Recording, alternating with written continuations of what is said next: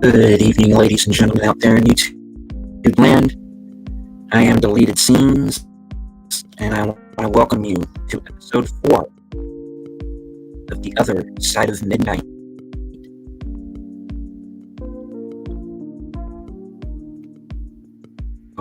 Already in the chat, we have Lady Mist and Connie Clary.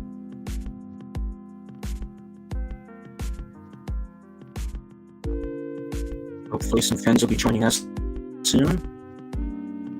I've put out the word that we're on. Hope that everyone is having a good evening.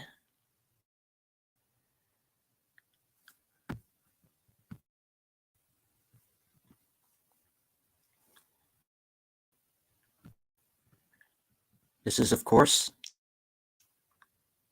an open mic, open topic.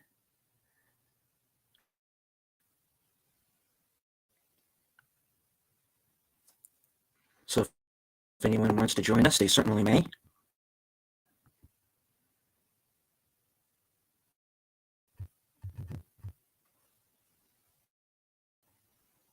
Don't forget to hit the like, share out the stream, say hello in the comments.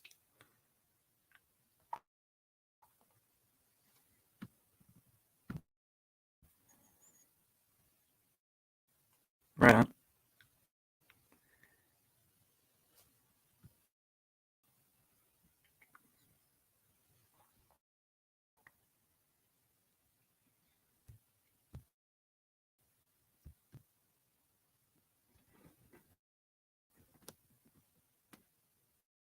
I'm going to drop a link in the chat. If you'd like to come on, please feel free to join me.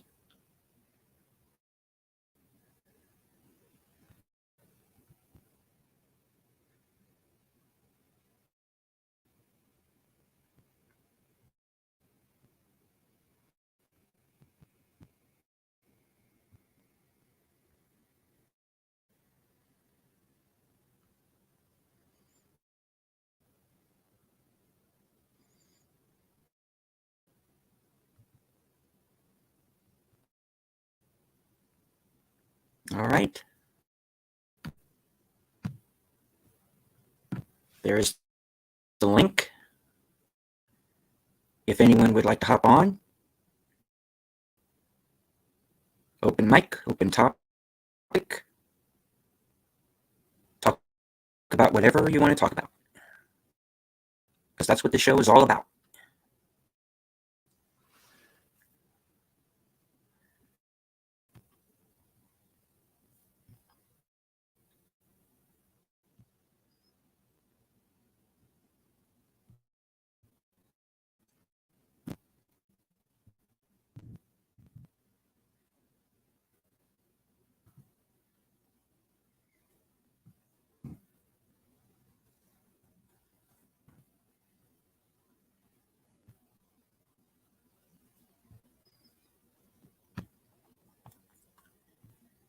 Alrighty.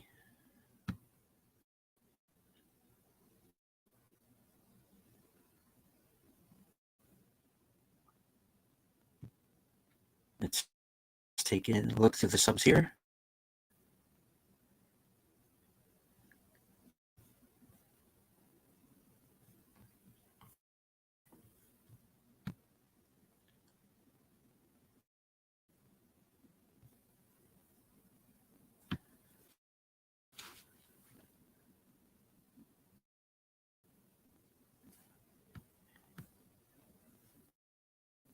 All right.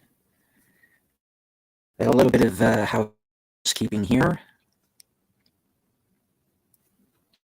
As of this evening, I now have 206 subs. I want to thank each and every one of you for sticking with me. And my new goal is to hit 250 by my birthday, which is on June 20th.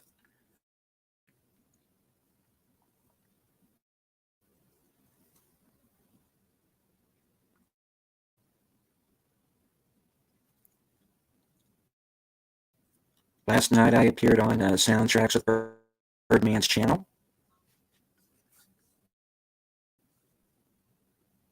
Along with Aged Boomer, where we watched Superman 4, The Quest for Peace.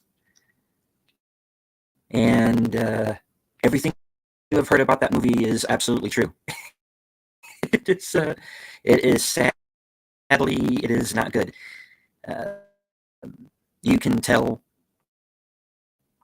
that they had budget issues, and that there are definitely some, as we all know, there were some shenanigans going on behind the scenes.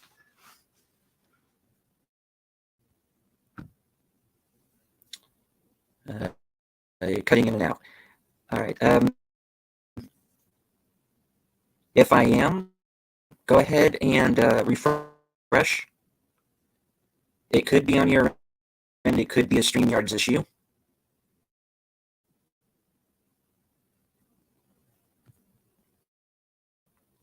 I know people have been having issues with audio of late.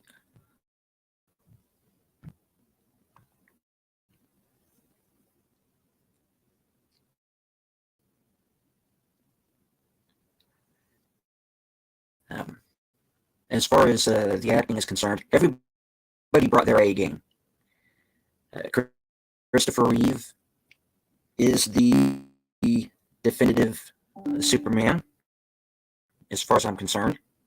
He was definitely my generation Superman. Going to do that now. I'll be right back. No worries.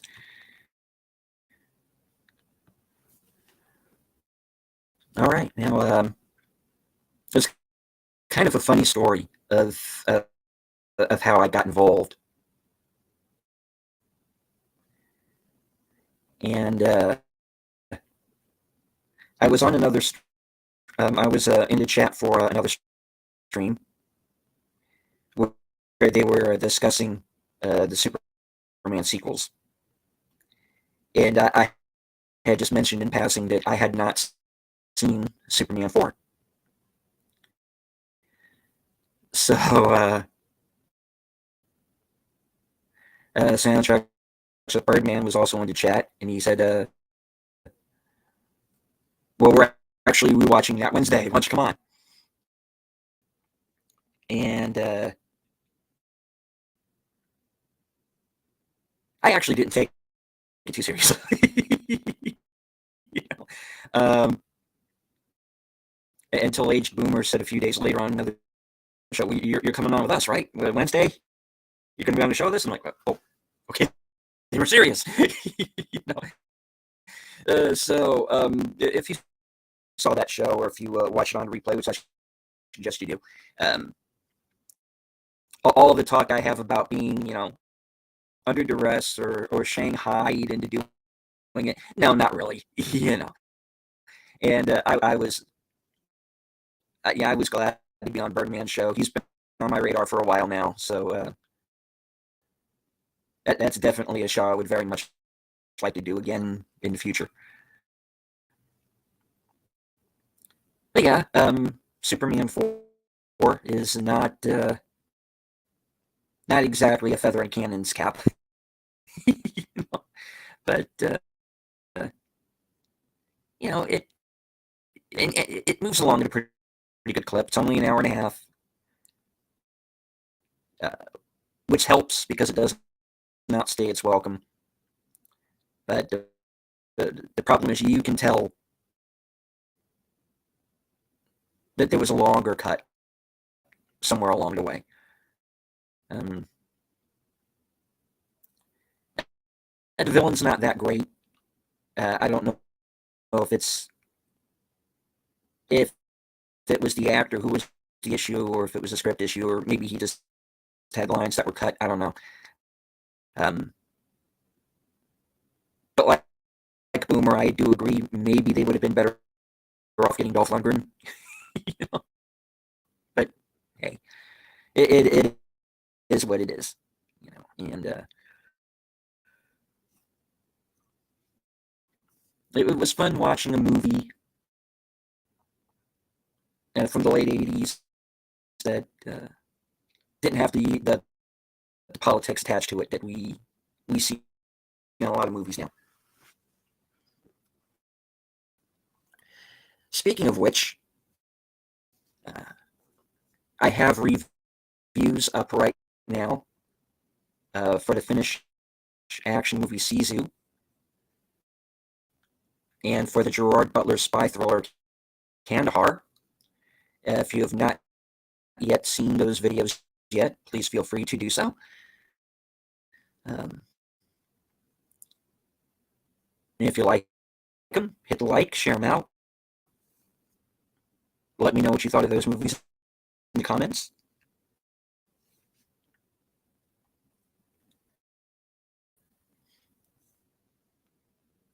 And if you're in the chat, if there's anything that you have seen recently or heard, movies, television, music, that you'd like to bring to my attention, now is absolutely the perfect time to do so.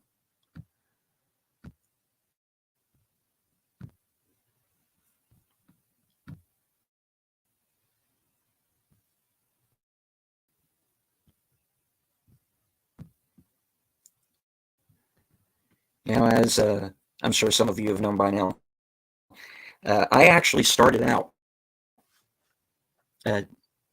doing movie reviews. I did them as shorts. In fact, my most watched video to this day was the short review that I did for the Predator prequel, Prey. Now, say that 3 times fast. And I was kind of lukewarm on that film, but I think one of the reasons why that review was so popular was the fact that even though I'm not recommending the movie, I didn't completely trash it. I was honest with my opinion on it, and that's something that I always strive to be. It is to be honest and try and send good entertainment your way. And the fact that so many of you have stuck with me all this time over the last year and 2.5 or so months now, it definitely encourages me to continue. In fact, one thing I need to do is to sit down and to start planning out kind of an anniversary show, because I have no excuse. Like I said, it's been over a year. I wanted to hit 200 subs by then. I have. I wanted to have 10,000 views. I got it. And that is thanks to each and every one of you. And I really do appreciate it, and it is encouraging. And I will continue.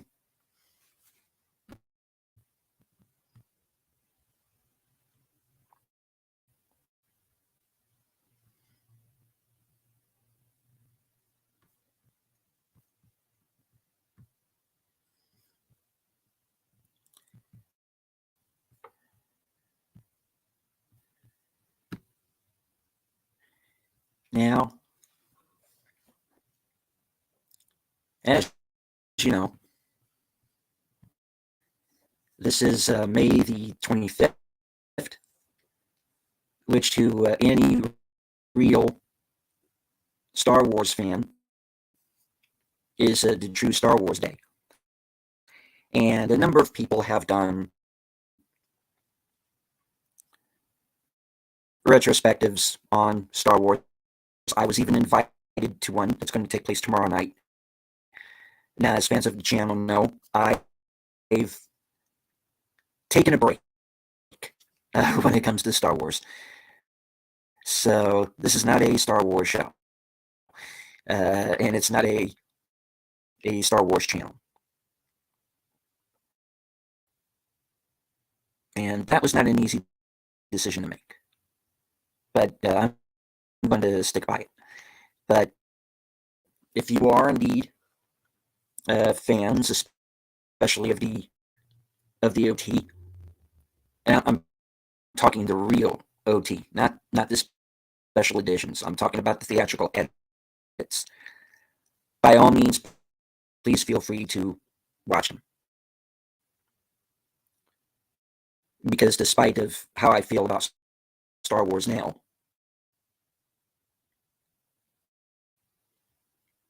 they're still worth seeing. And Troy Pacelli on Friday Night Last Call will be doing a rewatch of the original theatrical edition.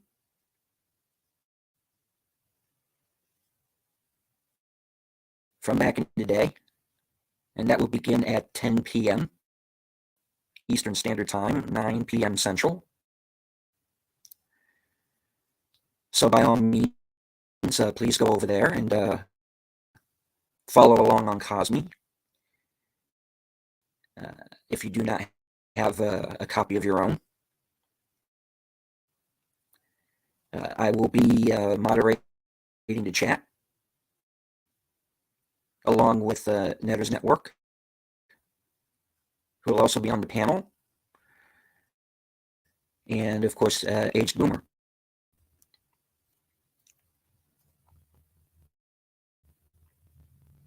I'm going to be joining Jedi Bill this Sunday, and this Sunday and Monday. We're going to do something a little different.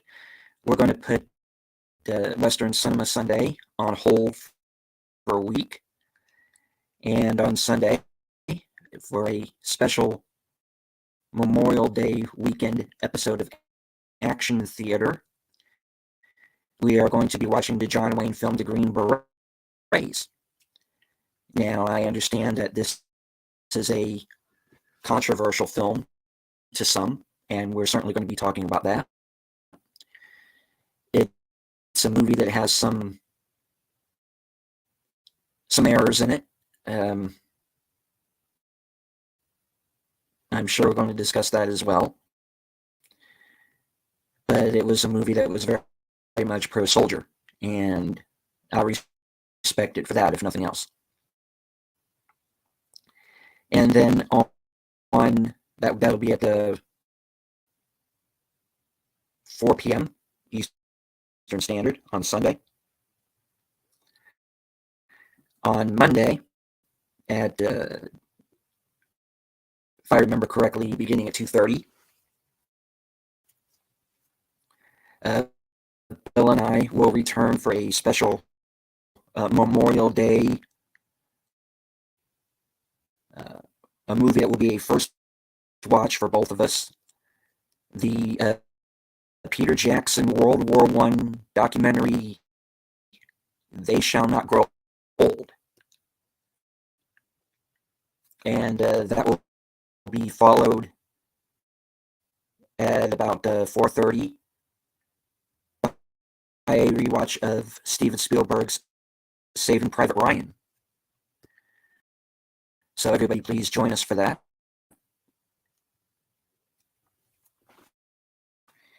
Now, as for my show, Unscripted,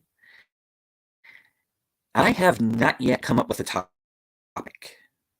So I am not 100% sure if I'm going to do the show this week. But if I do come up with something and change my mind, please stay tuned to my channel. If you have the notifications on, you will know where I'll be. In fact, if anybody has a topic that they would like me to discuss on the show this week, then that's what we'll do. I'll I'll have it be a viewer topic, a viewer Q&A. And that was an episode that went pretty well once before. If you would like an expanded What's on Myself segment, I'll do that. And I think that's what I'll do. I think that's what I'll do this week. Is I'll go ahead and kind of leave it up to you, my loyal subscribers, to discuss whatever you wish to come on and discuss.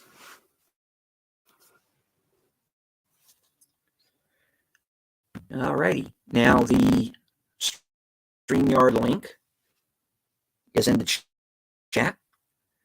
If anyone would like to come on and join me for the next half hour or so, please feel free to do so.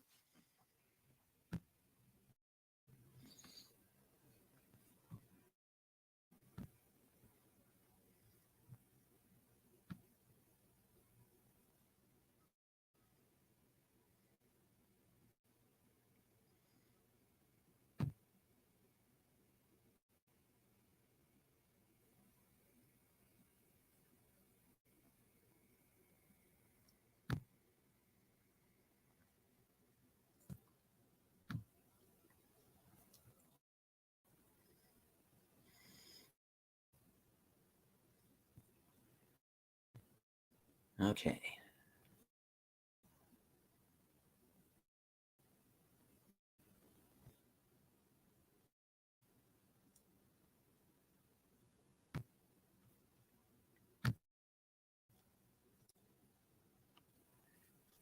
A question to those of you in the chat.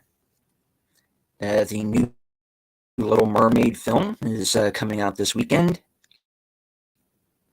Is anybody looking forward to seeing it? Because I got to tell you, I'm not planning to see it or to review it.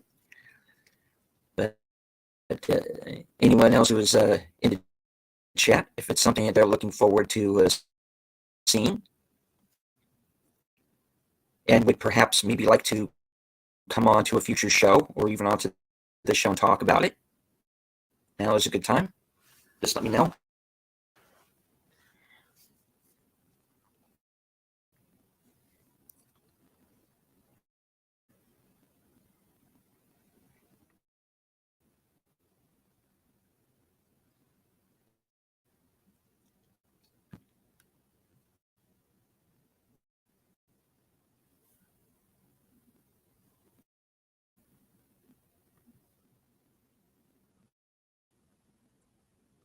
All right.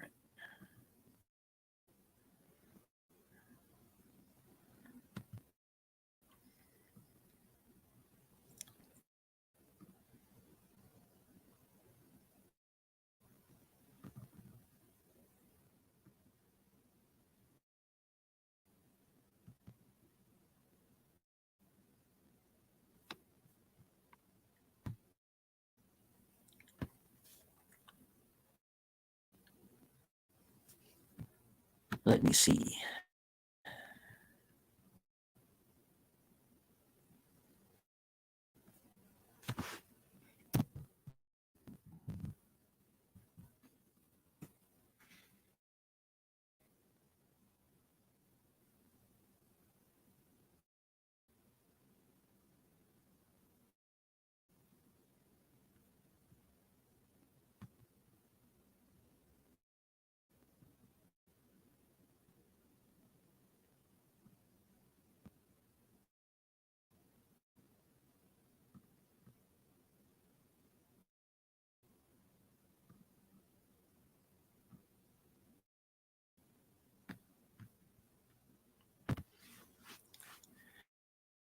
I considered showing some trailers, but I tend to worry about that a little bit, because every time I try to do that, or every time I try to do karaoke on my own stream, I get claimed for something, but a better a claim than a strike. I'll tell you that.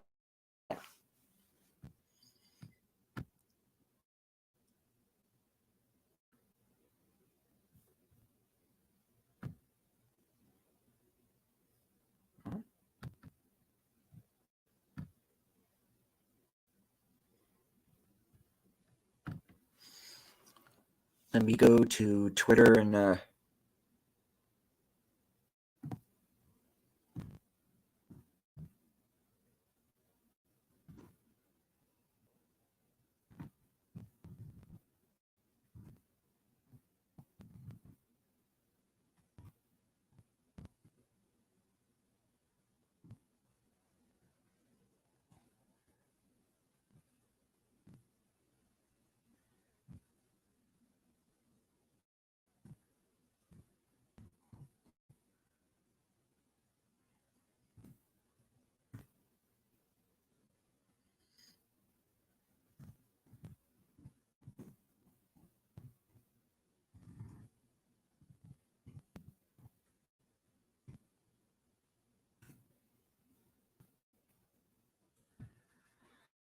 all right. Just getting the word out here on Twitter. Maybe we can get a couple of people coming and join us. If not, fear not.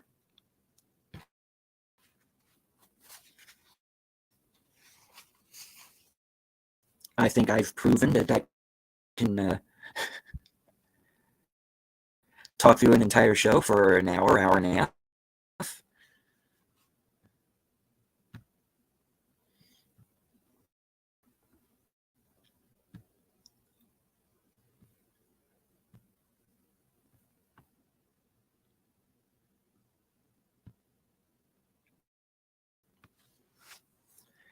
All right. I also want to drop a couple of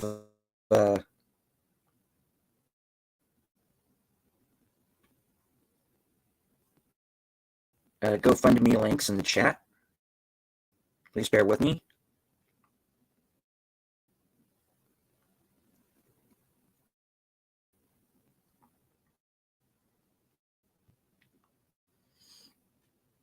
Now, as I'm sure a number of you are aware, Tom Connors, good friend of the channel, has a very sweet, very cute dog named Sadie, who we have seen on the air a number of times. And as you may also know, Sadie is less than well right now. Now, while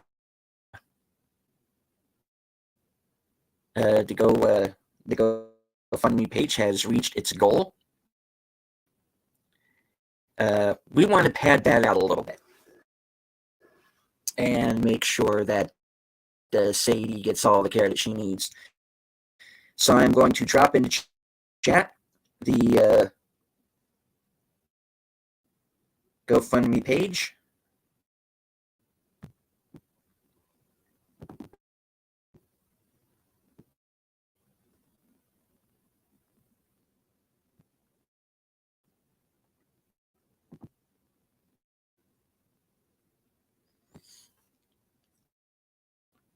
There you go. So please feel free, if you have not yet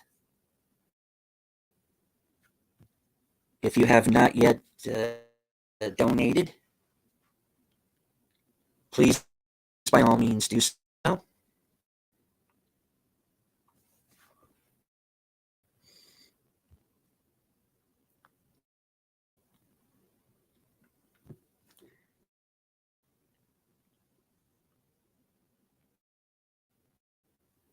Now, you may also know that I got my start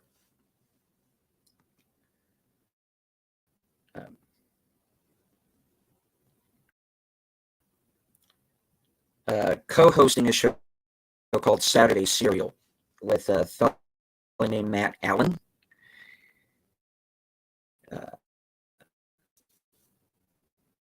Who had a show called Saturday Serial. You may also be aware that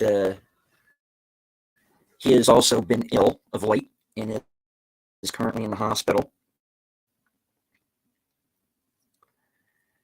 And there's also a GoFundMe page. A GoFundMe page.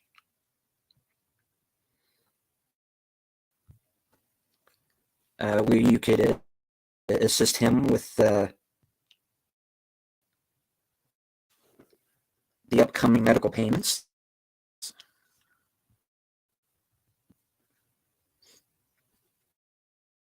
And as soon as I can recopy that link, I'm going to put it up in the chat.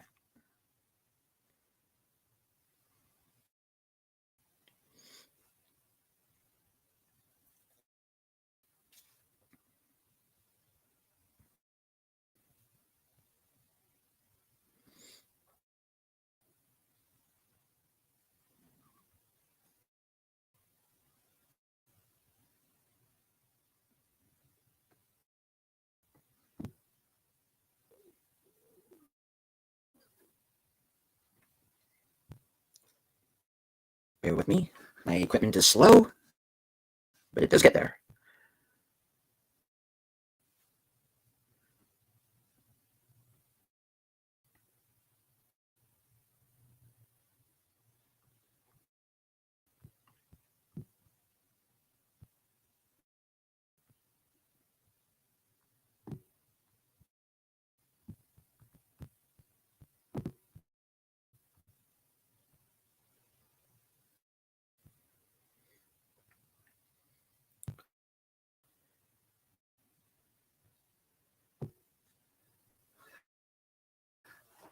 All right.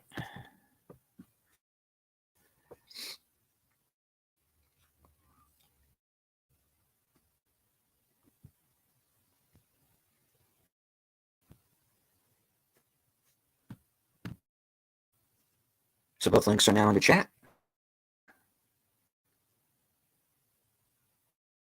Please feel free to donate. Every cent counts.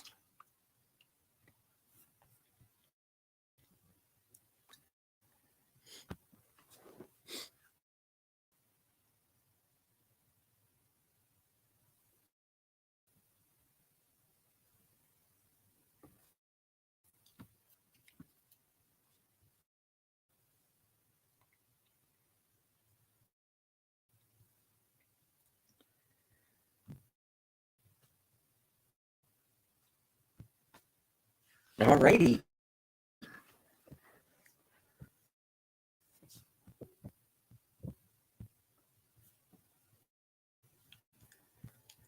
So, okay, folks, I'm going to leave it up to you.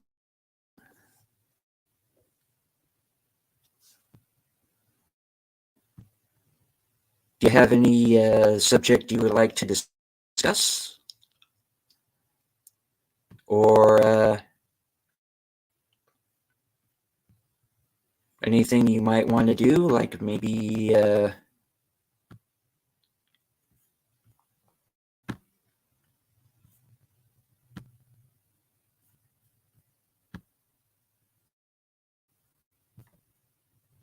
want some new trailers? It's completely up to you. This is open topic, open mic. The StreamYard link is in the chat. So if anybody would like to join me, now's the time.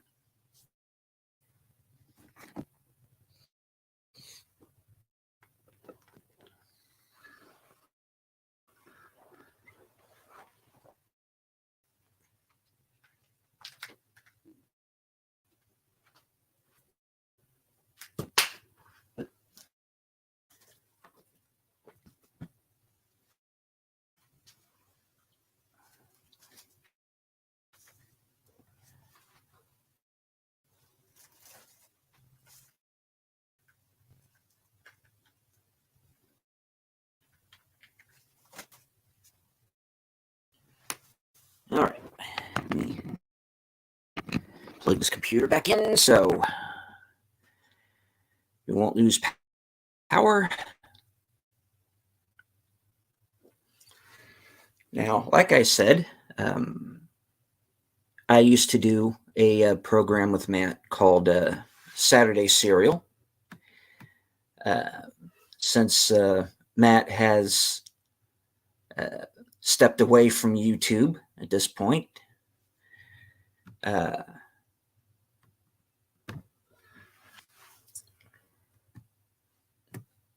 Saturday Serial has obviously discontinued, but I've been thinking about possibly bringing it back. And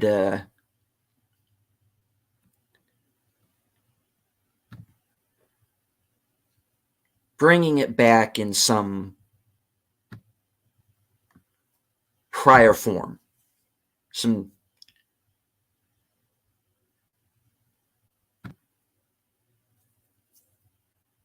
and do something new with it.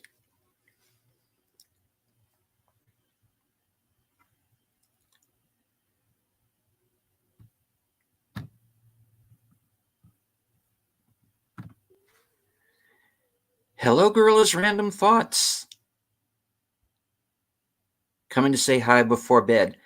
Well, I tell you, the StreamYard link is up. If you want to drop by and say hello for a few minutes, please, by all means, do so. But if you're tired and you need to head off to bed, there's no worries.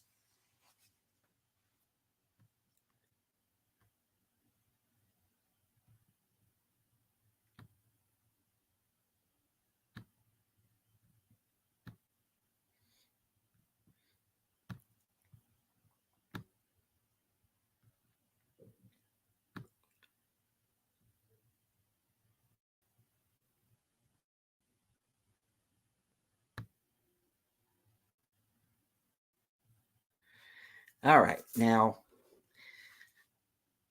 back in the day, and this was Matt's logo. I don't know if I'm going to get hit for showing this or not, but this was the show. It was an entertainment show that Matt and I did Saturday mornings, and the footage you're seeing here is of the last episode, which was hosted solo by myself. Because Matt was in the process of moving from the UK to the US. I'm already lying down. The only reason I'm up is the 20-pound cat decided to launch from a bulkhead. Yeah, those boys are shifty. I know. I have 2 cats now, so yeah, they can be. They are plotting, and I bow before our feline overlords.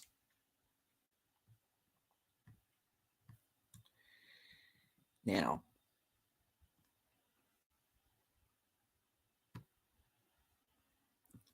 just to kind of give you an idea of what Saturday Serial was, is Matt and I would pick a website and discuss, the entertainment events of the week. And, a number of them were, kind of harmless. And a lot of it was kind of rumor and conjecture, but and part of this show was sort of Matt and I sorting through the BS, so to speak, and having some fun with it. But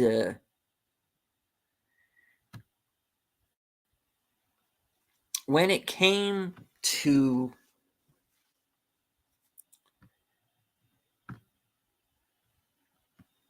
who's going to wipe us all out first, the cats or the AI? Leaning towards the AI because the cats have had a 2,000-year head start. Yeah. Now, one story that was really starting to take hold while Matt and I were doing Saturday Serial was the Rust shooting, uh, where the cinematographer Helena Hutchins was killed, and the director Joel Souza wounded. Now, when that story first broke that weekend, Matt and I made the conscious decision not to talk about it, not to discuss it, to avoid any articles that we might come across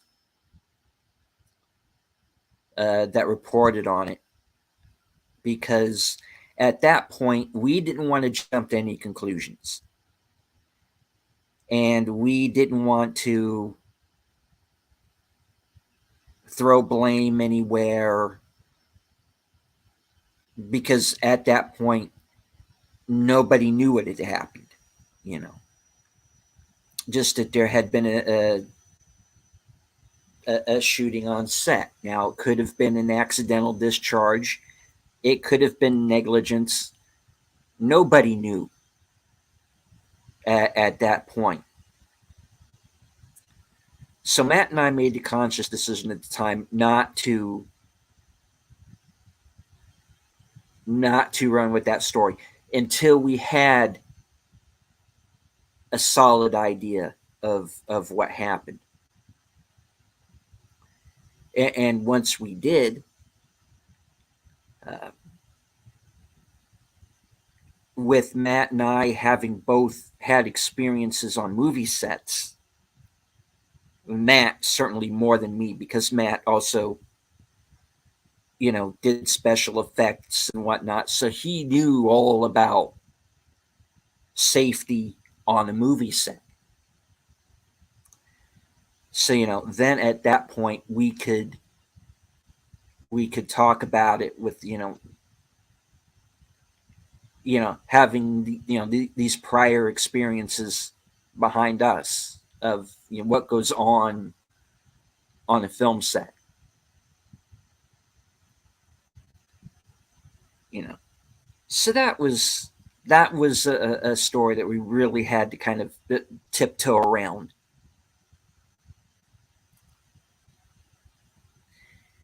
But eventually, we did take a bit of a deep dive, and we did we spent a good portion of one episode discussing our opinions about what had taken place and who was responsible, and chain of custody as far as the weapons were concerned.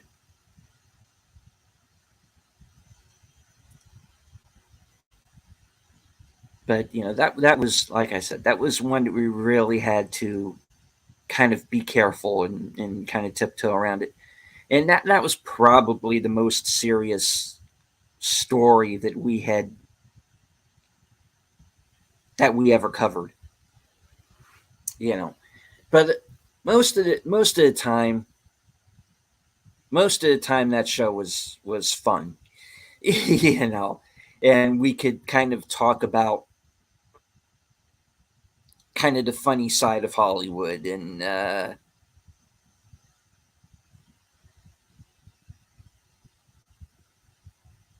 basically having an entire show dedicated to whatever harebrained scheme that the brain trust in Hollywood was going to come up with. That was always fun. But what I want to do now, sometime down the line, is to bring Saturday Serial back in some form and do like a weekly morning show along those lines. So that's something that I'm announcing here tonight. Is that at some point down the line, and when it's ready to go, and when I decide what I'm going to do and how I want to do it, and because I'm also thinking about securing like a co-host, or or a cycle of co-hosts, and do something that's sort of a similar show, just with my little spin on it. But everybody, please, go back and watch those old Saturday Serial episodes, because they really are worth a watch, and see how that show kind of progressed from its kind of humble beginnings with Matt to my co-hosting with him, to my eventually being asked to host. And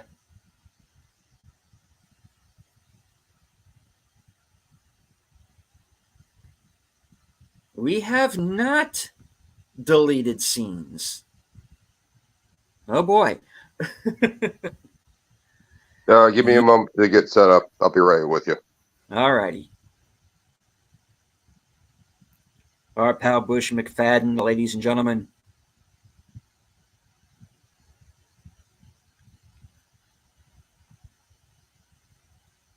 I mean, my name is Honest. I'm not deleted scenes. You are not. No. How you doing tonight, man? Doing well. I just cut a video, a cooking video, where I did I watch a lot of cooking stuff online, and one of the ones that's always really entertained me was Korean style street food. Mm-hmm. So you mix a bunch of vegetables with some egg and some spices, and you throw it into something really hot. you make a sandwich out of it. It's Korean style street toast. So I am a little bit sweaty after doing that, standing in front of the stove for about 20 minutes. I really didn't have a plan. I just found some stuff in the fridge and threw it together. I was like, why the hell not just make a video and see how this goes? So it's all recorded. I just got to figure out how to compile it and actually put it on YouTube or Rumble. Rumble is my target because I can show people how to cut onions, and there's not any kind of stuff like that on Rumble as of yet. So let me go ahead and keep talking. I can't see anyone in the chat. I'm gonna get set up real quick so I can join you proper. Okay. Alrighty. All right. I'll be right back. Okay.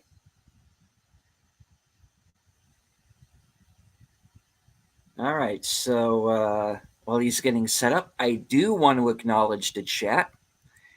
Joining us is the Padawannabe. And Padawannabe, if you would like to join us, the StreamYard link is in the chat. If you scroll up, you will be able to find it. I also want to remind everyone of the two GoFundMe pages that we're concentrating on tonight. And of course, this is to help assist Tom Connors and his sweet little pooch Sadie, who's under the weather right now and is in need of an operation because a cancerous tumor was found. And so please go to the GoFundMe page, and every cent counts. And of course, also for my former Saturday Serial co-host, Matt Allen, who is in the hospital right now. There's a page up for assistance with medical expenses. Matt, as you know, has been ill on and off for several years now. And unfortunately, he is back in the hospital. I have spoken with him. He is in good spirits. But as you know, dealing with his condition is not easy. And he's staying positive, but he's in a rough place right now. And where they're talking about possibly him having to himself having to go under the knife. So anything that you could do for either one of these GoFundMe pages, even if it's just $1, every cent does count.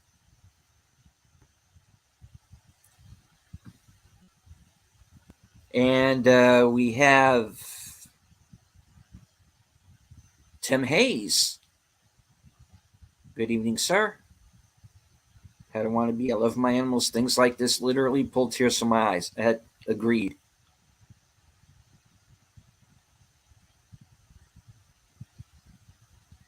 All right, I'm gonna switch. I don't know if you can hear me. Can you hear me? Yes, we can hear you.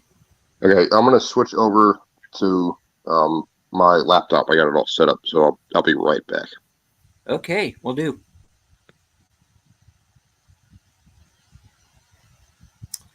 All right. I have the utmost respect for people dealing with medical things. Those worry me to no end. Yeah, they worry me too. You know, because I know a number of people right now who are either dealing with medical and or financial issues, and it's not easy. Yeah, it's yeah.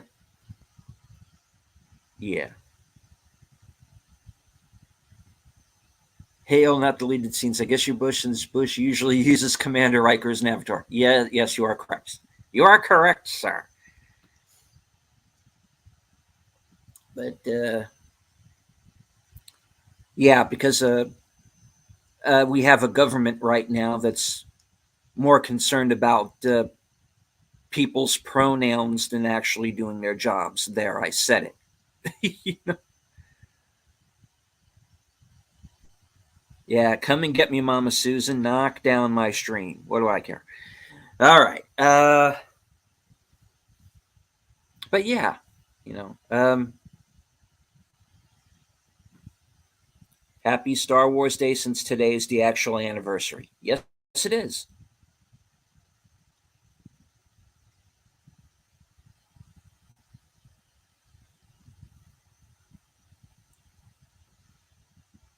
All right. And Tim, as I said, the StreamYard link is in the chat if you want to jump in and if you want to jump in and join the show. I think we're going to go on for another half hour or so. You can come on and talk about whatever you would like. All right, Bush is rejoining us. Excellent timing for Steam to do an update, so everything is lagging now.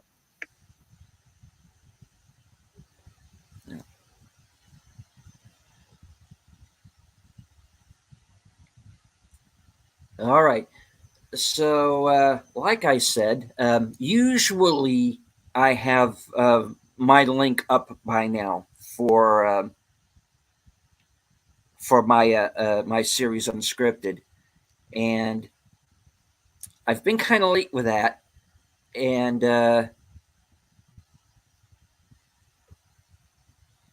hello to Fletcher Williams.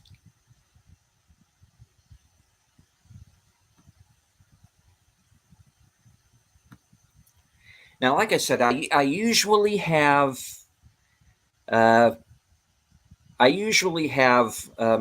a link up by now for Unscripted. But the reason why I haven't, because I've been debating whether or not I'm going to do a show this week or not. You know, what with the holiday and all. But I'm thinking what I might do is like a viewer's choice kind of thing, or maybe like a Q&A, because I've done one of those before. But so what I want everybody to go ahead and do is just stay tuned to the channel and keep your notifications and all on. And if I have like a solid idea for this week's show, then we will. I'll post it, and of course I'll go on a Sunday night as usual. Hello, Hey, Tim. Tim. Hi, how's it going? I'm at a loss. I I am a bag of sweat. Why are you at a loss? Because I got a show to plan and I don't know what the hell I'm going to do. Oh, you mean tonight's show or? No. The Sunday show. Oh, okay. Well, I think Culture Casino is probably going to be live streaming his late night culture review, so maybe you should just join that live stream if it's still going on. Sunday, bloody Sunday. Viewers roulette. Yeah. Well, yeah. This is for the 8 o'clock show though, so You're that's on the really East more. Coast, so it would be 5 o'clock my time. Yeah. So I think it's So like that 1 a.m. on the East Coast now. Time is a false construct created by the white man. It doesn't exist. okay, Mr. Farmer's Almanac. All right. But yeah, what my thinking is for the Sunday shows, I'm probably just going to do probably like a viewer's choice or viewer's Q&A. Just kind of let the chat, take the show where it goes, because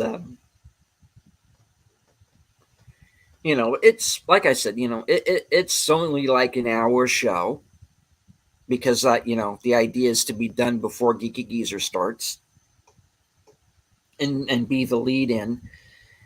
So I could just do like an expanded, what's on my shelf kind of thing, like I normally do, and then just have everybody come on. Not come on, but just have the chat just kind of take over the show. Aren't you kind of young to be a geeky geezer? I'm not that young, so. Well, I would think the geeky geezers would be 60 and 70-year-olds. I thought you were still in your early 50s. No, I'm 50 next month. It's not okay. it's not a competition. I mean, No, unless it is, and then I think I win because I think I'm younger than all y'all. Yeah, but I always think of geezers as being like 60-somethings. 80. What's your favorite flavor of ice cream? Oh, chocolate chip. Oh, thank you, President of the United States of America, for answering with that very clear and concentrated effort. There's no such thing as choco chip. It does not exist.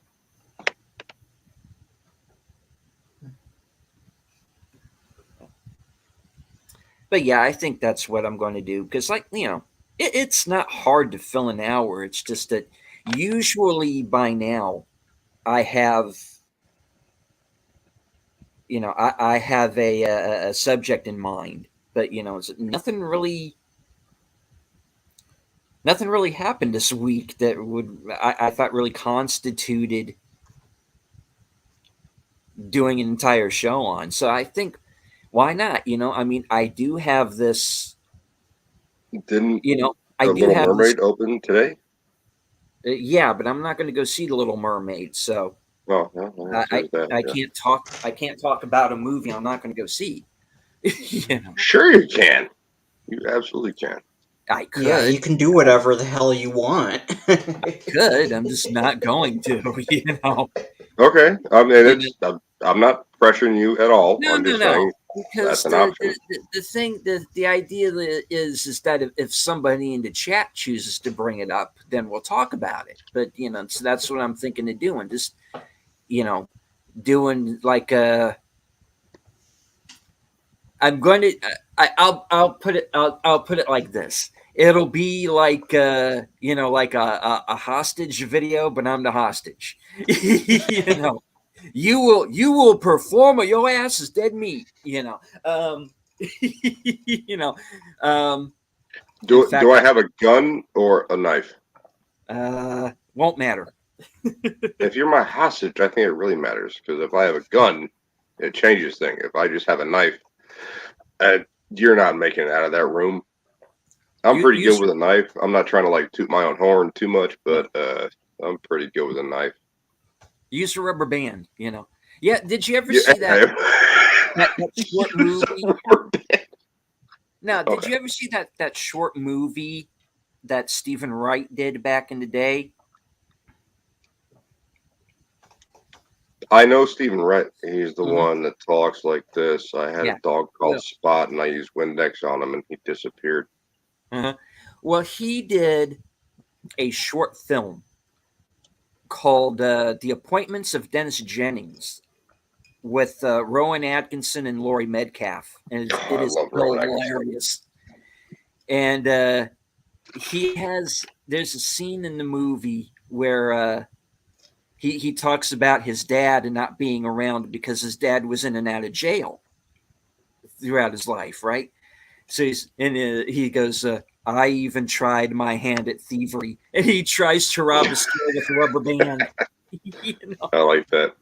it's funny stuff. I'm sure you Well, could probably, Rowan Atkinson is a comedy genius. He's yeah, very underrated. Not a lot of people know about him, but he's always been top notch comedy. yes. Hello, Fletcher. Hey guys, hope everyone's having a good night and early weekend. I guess rolling in. Isn't it like something about like Thursday before a holiday, some kind of like extra special thing, like if you cut off early? Yes, if you go to the bar just before midnight on a Thursday before a holiday, you'll get kicked out at 2 a.m. It's an extra special kick though.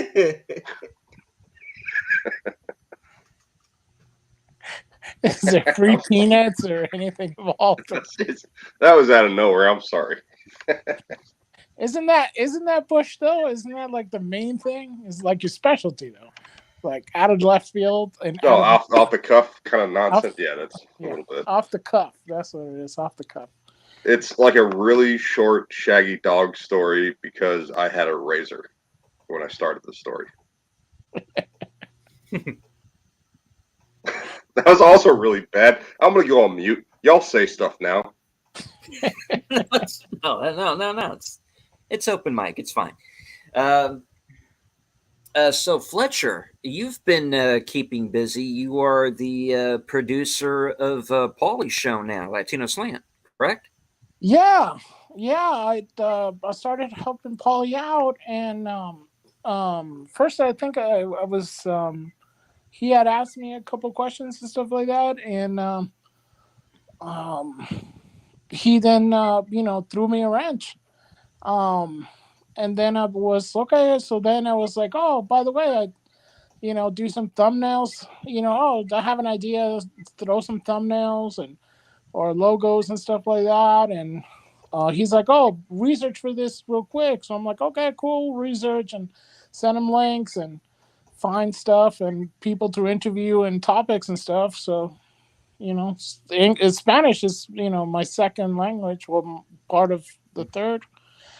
And Hablas español. Sí, hablo español. Sí. Fala portugués. Poquito, no más.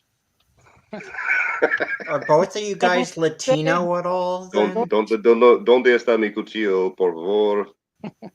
¿Dónde están los cacahuates? Oh, cacahuate peanuts? Yeah, they're in the back.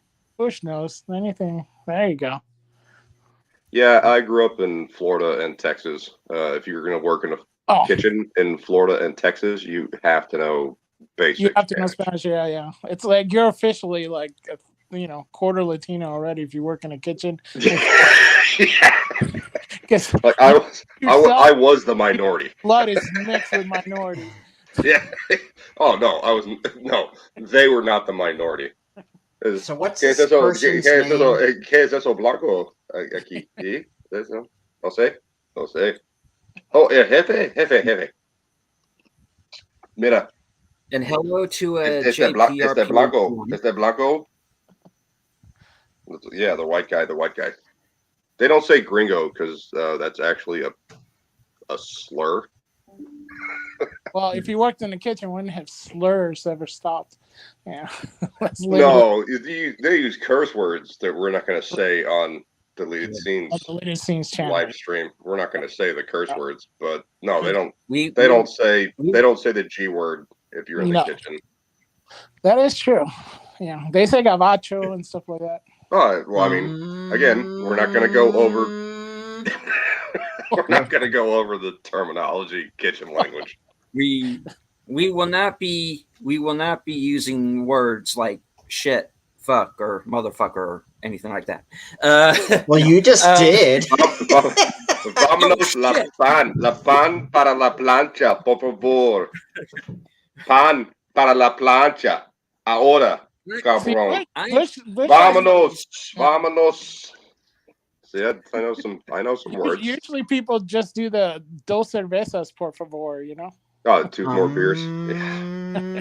Dos más, por favor. No, get the bread for the grill right now. That's what I just said in Spanish. And then I said a bad word. Yeah, you said a bad word. And you're like how old?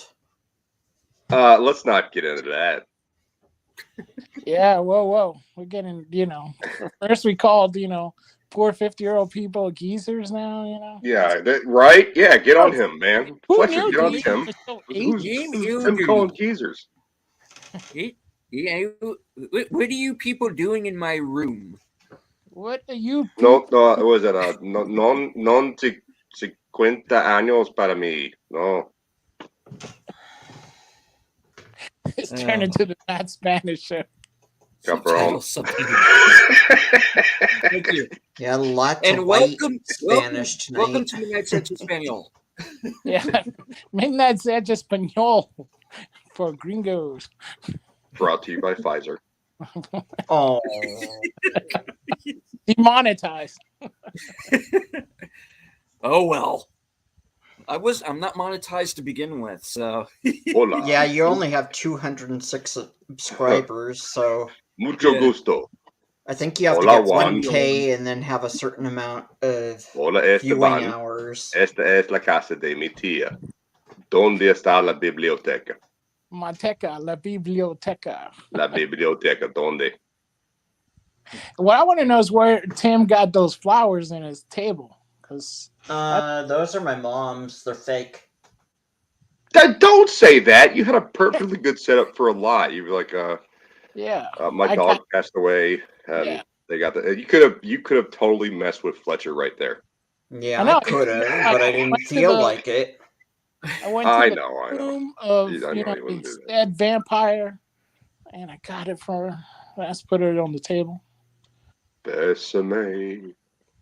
Bésame mucho, como si fueres de noche la última vez. Well, Deleted, I didn't know that this was like a drink before you come on the live stream kind of thing. Well, you don't like Jose Feliciano? I'm a big Jose Feliciano fan. Bésame mucho, que tengo miedo verte después. So to bring this around to the question, Fletcher, of course, continue how you got started producing Polly Show. Oh yeah, we just basically just started talking a little bit more. I was like, hey, check this out. I think mostly on Instagram. I followed him and I would send him clips that I thought he could use for a show. Sometimes he does the wacky clips. And I just started sending him a bunch of those. And then he's like, hey, do you have X or can you find me X? And I was like, yeah. And then he was like, hey, I'm going to make you a wrench. And it just happened. And then it's like, all right. And, like I said, I started making just like thumbnails and just a little bit of graphic design and stuff like that. Some memes for the show. Then doing like right now, I've been doing like a lot of like videos for his Hyena battles and stuff like that.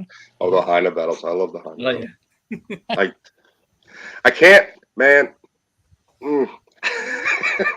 I dated a Hispanic chick a long time ago. Burned into my memory. Yes, Fletcher, I've been meaning to talk to you about your attempted assassination of me during the Jordana Brewster, Michelle Rodriguez episode. I gotta give it to Brewster, man. I really do. She's just so tight. God. I'm sorry to interrupt, but no, that's fine. That's fine. I wasn't there for that Hannah battle. Yeah. You could always catch it on the replay. Oh yeah. No, yeah, it's just one of those things. Everybody has like a little preference and all stuff, so They do. Yeah. They do. I mean, I'm lucky that my wife is neither of those body types. She's more voluptuous. Those are like skinny girls in my village. You are a good husband to say that, bro. You're a smart man and a good husband. There's always living. What was the stream I saw you on? Was it last week? When Paulie was talking about the one of the drag queens that went public to talk about it. Was it, what day was that last week? I think that was last I think it was this Monday, actually. Was it Monday? Okay. Yeah, I believe it was the Monday Dodger stream. Yeah, that Oh, was. that's right. Yeah, that's right. I was there for that. I like that. You did a great job, dude. You did an amazing job. Thanks, man. Yeah, it was like, the cool thing that Paulie's pretty open-minded, that people from both sides can have kind of like a say-o. He's pretty classic liberal, I think. Mm-hmm. And me, I'm like Catholic extremist, You're a little bit far right. Yeah, it's like I kind of picked up on that. Far right is far right. I'm like, what do you mean we can't take guns to kindergarten? What do you mean you have a kindergarten? Why would the government need a kindergarten? Just raise your own kids. It's like full on, because coming from a socialist country, you always want to say don't want the government to have any control over any of that. Don't trust the government for nothing. Yeah. And don't let them mess with your church and your family. So when you start seeing stuff like that, you're like, heck no. Especially in Los Angeles. What are you doing in Los Angeles? I don't know. Did you hear about this deleted? I heard about it, but I don't know the whole story 100%. I don't know. Do you want to give the backdrop, Bush, or you want to make it? With what, the drag queen, or? Yeah, the Dodger stuff. So there was a group of, it's sacrilege, and they know it's sacrilege. They admit that it is, that were allowed to partake in, was it 7th inning stretch, and then go out there and dance around and stuff. And the Dodgers are not okay with that now, and the nuns want everyone to be okay with it. And from my perspective, it's just my perspective, I've had enough. I don't think we need it injected into every single aspect of American life. I don't think No. we need No, it we in schools. don't. I don't think we need it in libraries. I don't think we No. need it in No, baseball games. no. I don't think we need it in politics. And it's in every single aspect. It's like, oh, you're killing us if you don't see us. It's like, yes, I see you at Hamburger Mary's, where you dance, which I've been to. Almost got a job there. Hamburger Marys? Yeah, it's a Different story. yeah. They're not all gay, or they didn't used to be, but now it's like this different set of rules. It's difficult to explain. Like I knew drag queens in Miami, and they were straight. Like they had families, they had wives, and they had kids. But on the weekends, they go off and dress up as women and dance and sing and stuff, and then they'd go home to their families. They were straight. I think And those are just called cross dressers when they're straight. yeah, cross dressers, drag queens, whatever. But now it's this whole new term, and it's like, oh, if you don't have this injected into, if you don't see this at the gas station, well, then you're killing people. But no, I'm not. Just want to pick up my Okay, son. Yeah, Boosh, I don't. I'm a little bit concerned. Why were you trying to get a job at Hamburger Mary's? Money.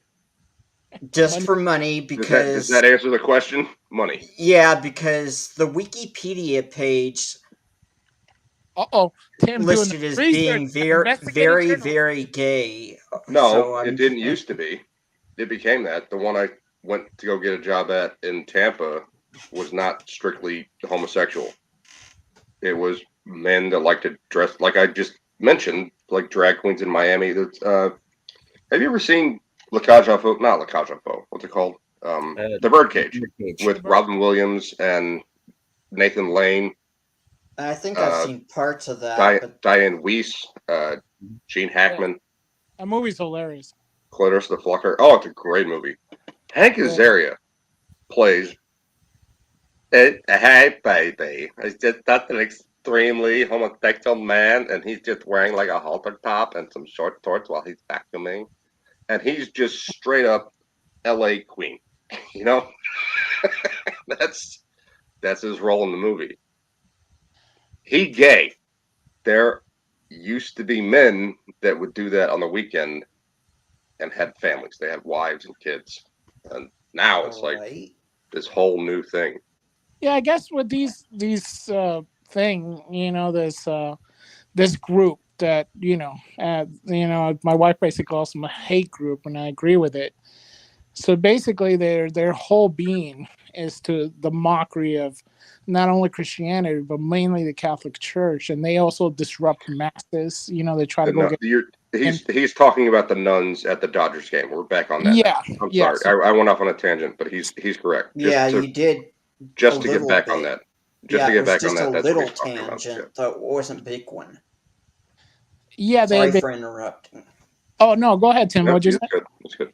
I just said sorry for interrupting because I was just saying, well, it was just a little bit of a tangent. It wasn't a big tangent. Yeah, I'm sorry. I apologize. Nah, you're good, Bush. You're good. So basically, I think the Dodgers for Pride Night invited this group who basically's main thing is to perform blasphemous act for, they say is for charity, but who knows? And they do very blasphemous things. It's like attention getter. They say they're order. You can't be an order without being ordained through the Catholic Church. And they say they're sisters, even though they're dudes, mocking women. Hail Joker's voice. Yeah. Hey, what's up, Joker's voice? And hi, Puddin'. And so basically, the Dodgers invited them for this event, and they were going to be given an award. The bishop and I think Marco Rubio and a lot of people in the community basically said, this is blasphemous group. Please disinvite them. The Dodgers disinvited them, but then I guess after the stream, they invited them back. Paulie, I guess, did another thing on it. And when I was on the show, I basically gave my opinion on, my family's Catholic. I'm Catholic, so the whole thing to me was Mhm. completely, completely unacceptable. Especially Yes. Well, not then we a got onto the on stream. Polly started looking at the chat and getting some of the responses from chat. Not overwhelmingly against the blasphemous stuff. If they want to do that in their own space, that's what it seemed to me from the chat was you want to do it in your own space, fine, do it in your own space. Don't put it out in someone else's space like baseball. right, which is it's a family venue and stuff. And plus, it's a Right. very divisive group. You would think they would do a little bit different, but like I said, I came from my side was basically my take, which I don't think this group. I think this group should be handled what they are, which is like a hate activism group. Directly towards the church and Christians. So, Well, they play the victim card oh, constantly. yeah, No, they attack the whole group, yeah. hardcore. They hardcore attack the church. Well, it's just because they think that some of them are probably Catholic and feel that they have the right to be gay, to be in a gay marriage and be Catholic, but it doesn't work that way. It just does not work that way. Yeah, and some of the things are very disingenuous. I mean, we have Yeah. the Little Sister Saint Therese, the Flower Saint Therese. Here, even here, like in the West Coast, we even had people come into mass, that are homosexual and stuff, and gave their testimony how this Little Sister Saint Therese Center is the only one that their family shunned them and their friends shunned them, and these are AIDS patients and stuff like that. And they have a house. There's the church does a lot for them, so it's almost like a double slap in the face because a lot of the even in all the areas of California and all the places that were hit very hard by the AIDS epidemic were very heavily um, supported. Centers and stuff that took people in, stuff like that. So it's like the hatred towards it seems a little bit ungenuine. It just seems to be people that want to get attention. But this, So like any Voice else in this stuff. Joker Voice says the question should children be exposed to these groups is the wrong question. The question is why do these groups need to have children in their audience? Right, and that's Why that's the indeed? thing, Joker. The main thing is that I even had man. I was trying to find this meme again, but just was hilarious. It's one of those uh, like Christopher Robin and Winnie the Pooh and all that stuff, and Tigger, going away because he's upset. And it's like we're just telling you, we don't tell you can't have your pride parade. We just tell you can't have children's in it. You can't exploit the children. And it's like, well, I'm gonna take my toys and go. It's like the Tigger meme, and it's just like that. It's like nobody's telling you to stop what you're doing. Just don't do it in front of children. And that's one of the things that I've seen on conservative news networks. Fox News is not exactly that conservative anymore. It hasn't been for a long time, but that's fine. Jesse Waters has a show, and he brought on a New York drag queen, and she, I don't know, it was a dude in drag. I don't know the pronouns because I don't care. Said it is absolutely a sexual thing. It's about gender. It's about changing from a boy into a girl. That's sexual, and to do it in front of kids is wrong. I do it in my space at my drag club. I don't go on the street. Like if you do it on the street, don't bring kids there. Like Right. you can, yeah. It's But pretty simple. just don't involve children. That's not that hard to ask. Bring me out to the ball game. I mean, you're there with your family, you're having a good time, and here you have guys in dresses twerking. It's what you know. It's It's just kind of not. not okay. Yeah, it's sort Because of the wrong field. when I go to a ball game, I want to see a ball game. I don't want to see a ball game. Pun. On, That was terrible. I'm sorry. Sarah Bush, I I want to say you're apologize. That was bad. pontificating. That was bad. It's no, I completely agree. And that's what they've been saying. Their voices of these people that I've seen in conservative networks are not being heard in the mainstream. Their voices are being shushed. They're being silenced, and they're saying like, no, this is absolutely sexual, and I don't think children should be exposed to this. Oh God, Joker voice. Okay.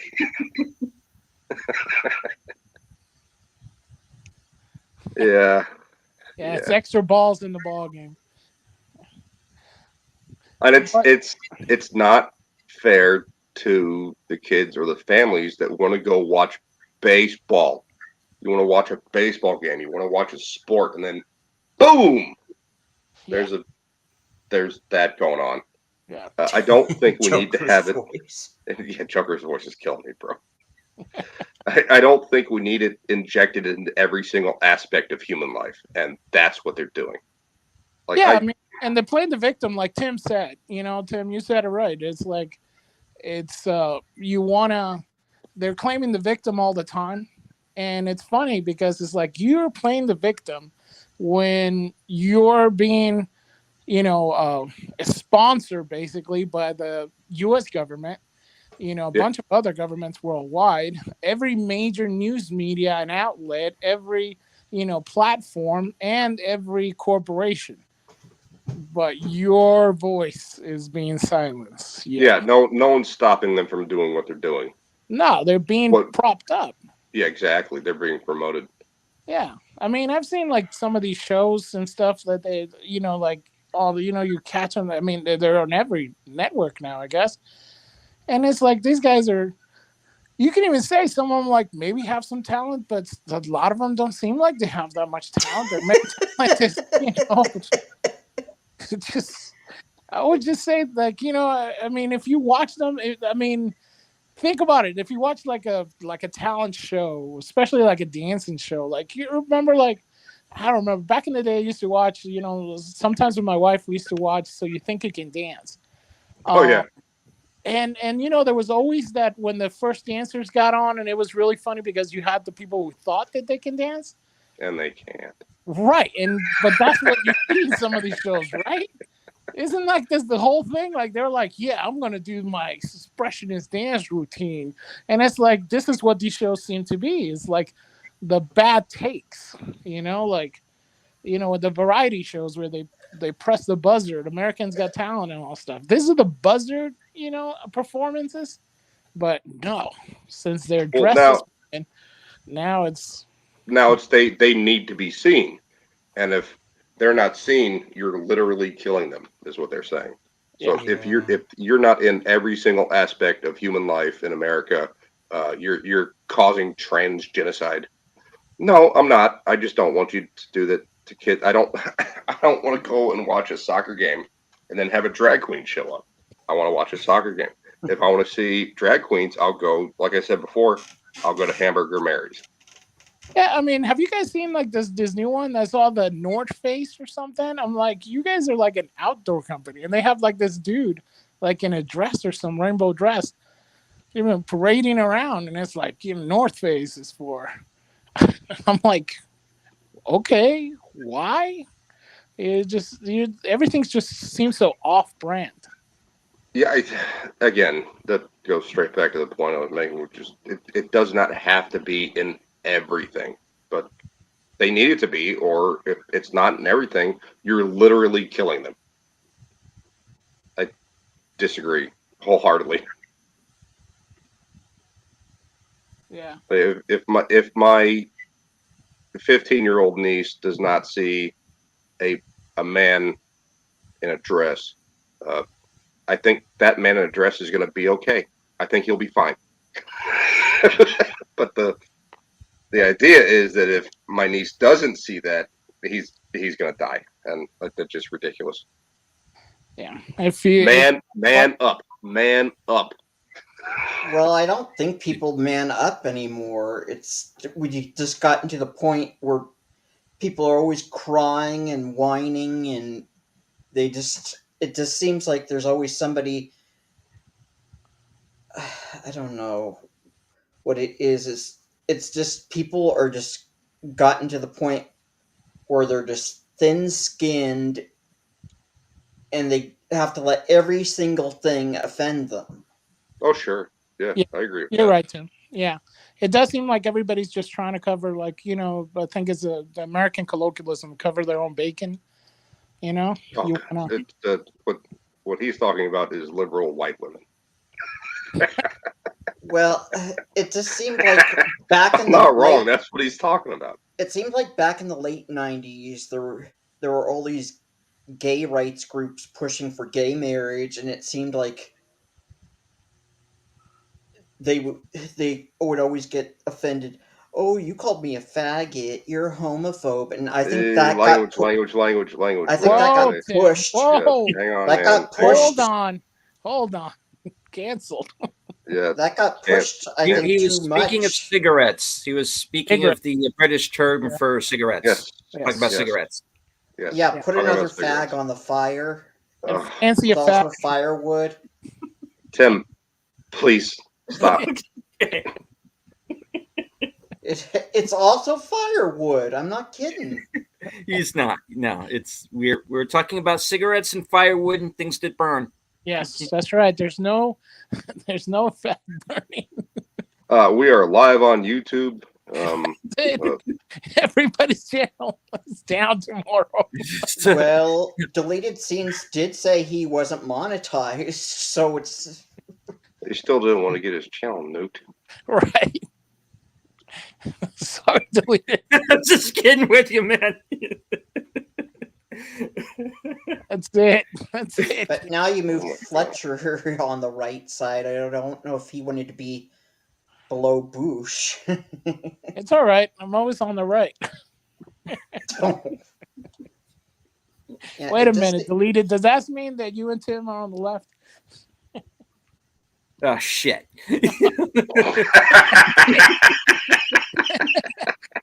All right, you Wait a broke minute. my silence with that one. Wait a minute. Steven, you broke my silence. That was good. I like that. Oh my goodness. yeah, it's just Okay, All Joker, right, have Joker a voice. good night. Dude, good night, Joker Voice. Get Man. away from the woke lightning. Yeah.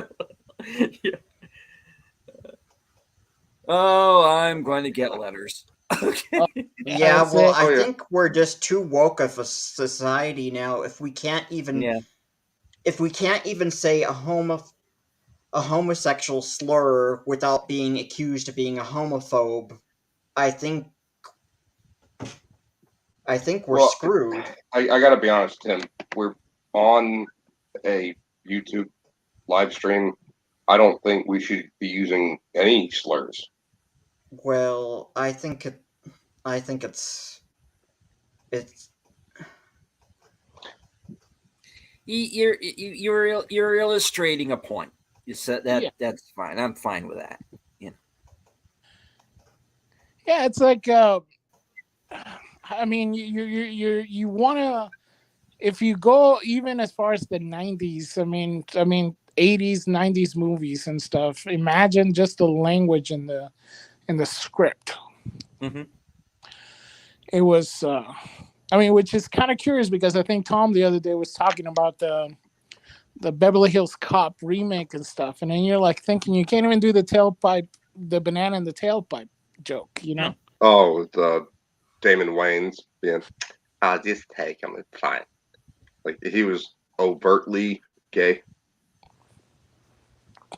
Yeah. Well, I don't know. It's you have a lot of these things to where they're not they're unwritten rules, but they're not. It's the cancel culture rules. Oh, you bring up a good point there. I keep hearing people say like the whole thing with Bud Light. Oh, that's cancel culture in action. That's not what cancel culture is to me. Cancel culture is the mob attacking an individual because they're not appealing to the mob. Robert Downey Jr. Got attacked for it. Johnny Depp got attacked for it. Sam Elliott, got really good mustache, got attacked for it because they didn't adhere to the mob. So Bud Light decided this is what the culture is. and tried to push it upon individuals, and the individuals rejected it. That's not cancel culture. Cancel culture is people like Lizzo going, that skinny bitch over there, Adele, she lost weight. Let's stop buying her stuff. Or Louis C.K. did some, really ignorant stuff when he was drunk and asked people to come to his hotel room. He never touched them. He was just gross. But he got canceled because what he was doing was not what the mob decided that he should do. And he didn't apologize. And I wouldn't apologize either. Like, I asked 2 chicks back to my hotel room. They came in, the door was unlocked, and I was doing things to myself. And they went, ew, gross, and left. Not the same thing as, a man forcing himself on a woman. But that's Dude, the way the mob. that is not safe, inviting 2 girls into your room when you're just in there by yourself. You could get robbed. I think Louis C.K. was okay with that because he had a lot of money in the bank. He's probably not going to get robbed by 2 other comedians. Yeah, but you just said you were in a hotel room alone by yourself and you invited 2 girls in. No, that's what happened with Louis C.K. Okay. And I understand now. Actually, that has happened with me, but that's not the Yeah, point. but that's good another way. story. That's a good way of getting robbed by a couple. I said, hey, you want girls. to go back to my hotel room? It's 3C up that way. Here's the code. Here's an extra card if you want to come hang out. Deleted scenes after door dark. open. I'm laying on the bed in my slacks and my button-up shirt with my tie on, and she comes in. I didn't do anything wrong. Louis C.K. didn't do anything wrong. She came to me. Anyway, but that's not what the mob wanted Louis C.K. to do. They didn't want him to entice women. The dude is fat and bald and half Hispanic, half ginger. Like I love Louis C.K. He's one of the best comedians ever. He's not attractive. Like what? So he's at the bar after a bit and talks to a couple ladies that are also comedians and says, "You want to come up to my room later?" And they went, "Yes." So they came up to his room and he pulled off his pants and started doing stuff. And then they're like, "Oh, that's rape." No, that's a gross, balding, fat man. Yeah, and he probably shouldn't have done that. Why not, Tim? Why not? They came to his room. Think what? He answered the door in his robe one time, and she came inside, and he opened his robe, and like he's overweight, and he just goes, "What do you think?" And she's like, "Okay, gross," and leaves. That's not the same thing as rape, but that's the way it's not rape, but it's just stupid anyway. How? You were saying, Fletcher. I'm sorry.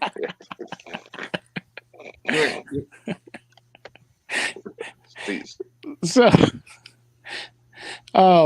I think a lot of this stuff that's happening right now has to do with the whole like attention grab, where a lot of people that don't have that much talent, are basically using this whole idea, like Bush says, the mob rule, to get the mob on their side, even if it's just a little bit.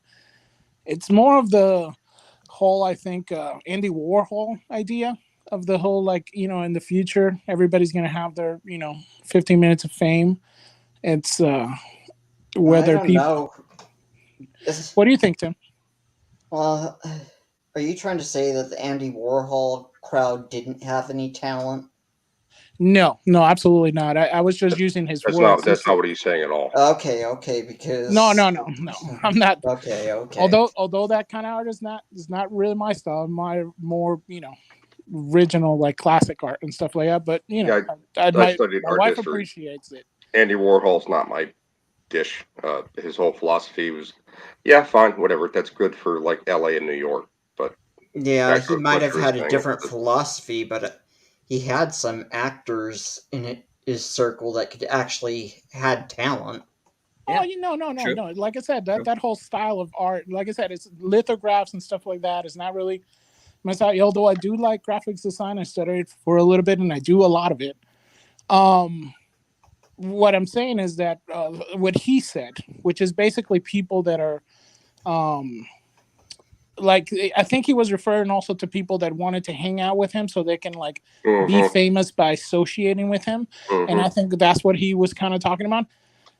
And people That's that just that's trying exactly to, what he was talking about. right. So he And was yeah, basically just saying that, hey, these people just want to kind of like be known for, I pushed Andy Warhol, or I took a picture with Andy Warhol. yeah, But now absolutely. I think if it was with Twitter and Instagram and all those Facebook and stuff like that, you were like, I caught Andy Warhol saying the N word, and now we should cancel him, Oh. right? Or to expound on that, which is the social media thing, instant gratification and instant fame, which is what Right. Warhol was talking about. And now with things like Instagram and Twitter and Facebook, you have it. So instead of, you know, working for a living, you put something out there on the internet and people click on it because they like Yeah. it, Look because at the they're TikTok supposed to craze. like it. If they don't like it, then they're, problematic or some crap. I don't care. And this goes back to the whole movement, the woke movement, which is, oh, my such and such is trans. And people go, oh, well, how amazing. Instant gratification from the woke mob. Mm-hmm. Instant gratification. And they don't care about what this is doing to the child. They don't care. They don't think about that. It's just me, now. It's like, oh, I put my son in a dress, clicks on the internet, and just instant love because it's promoted, or used to be promoted, on Twitter. Now, not so much. They're kind of pushing back. But before, yeah, no one wants that stuff anymore. It's like, stop. You're using your children for your own personal fame, and it's wrong. And it goes Yeah. away. And then the kid decides, 18 years later, this is not what I wanted for my life. But Mm-hmm. what do you do with the kid then? And then the kid's like, I fucking hate my parents. I'm like, yeah.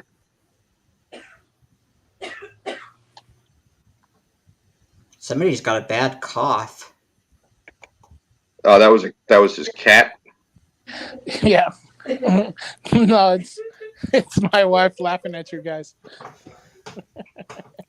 Did we make her laugh so hard she had to cough? Because Yeah. sometimes I'll laugh so hard I'll start coughing. It's like, so what are you doing talking to your nerds on the Interflex? Hey, You talking to your fake friends on the Interflex again? On the Interflex. I love that. That's great. I'm like, You, yeah, that's you, right. you sound like a grandparent. Oh my god. You got Oh, there's a. YouTube. Are you're on the YouTubes, on the YouTube. interwebs? You're on the interwebs. That was good. Well, hello, Fletcher's wife. Sorry for yes, making you hello. cough. Hello.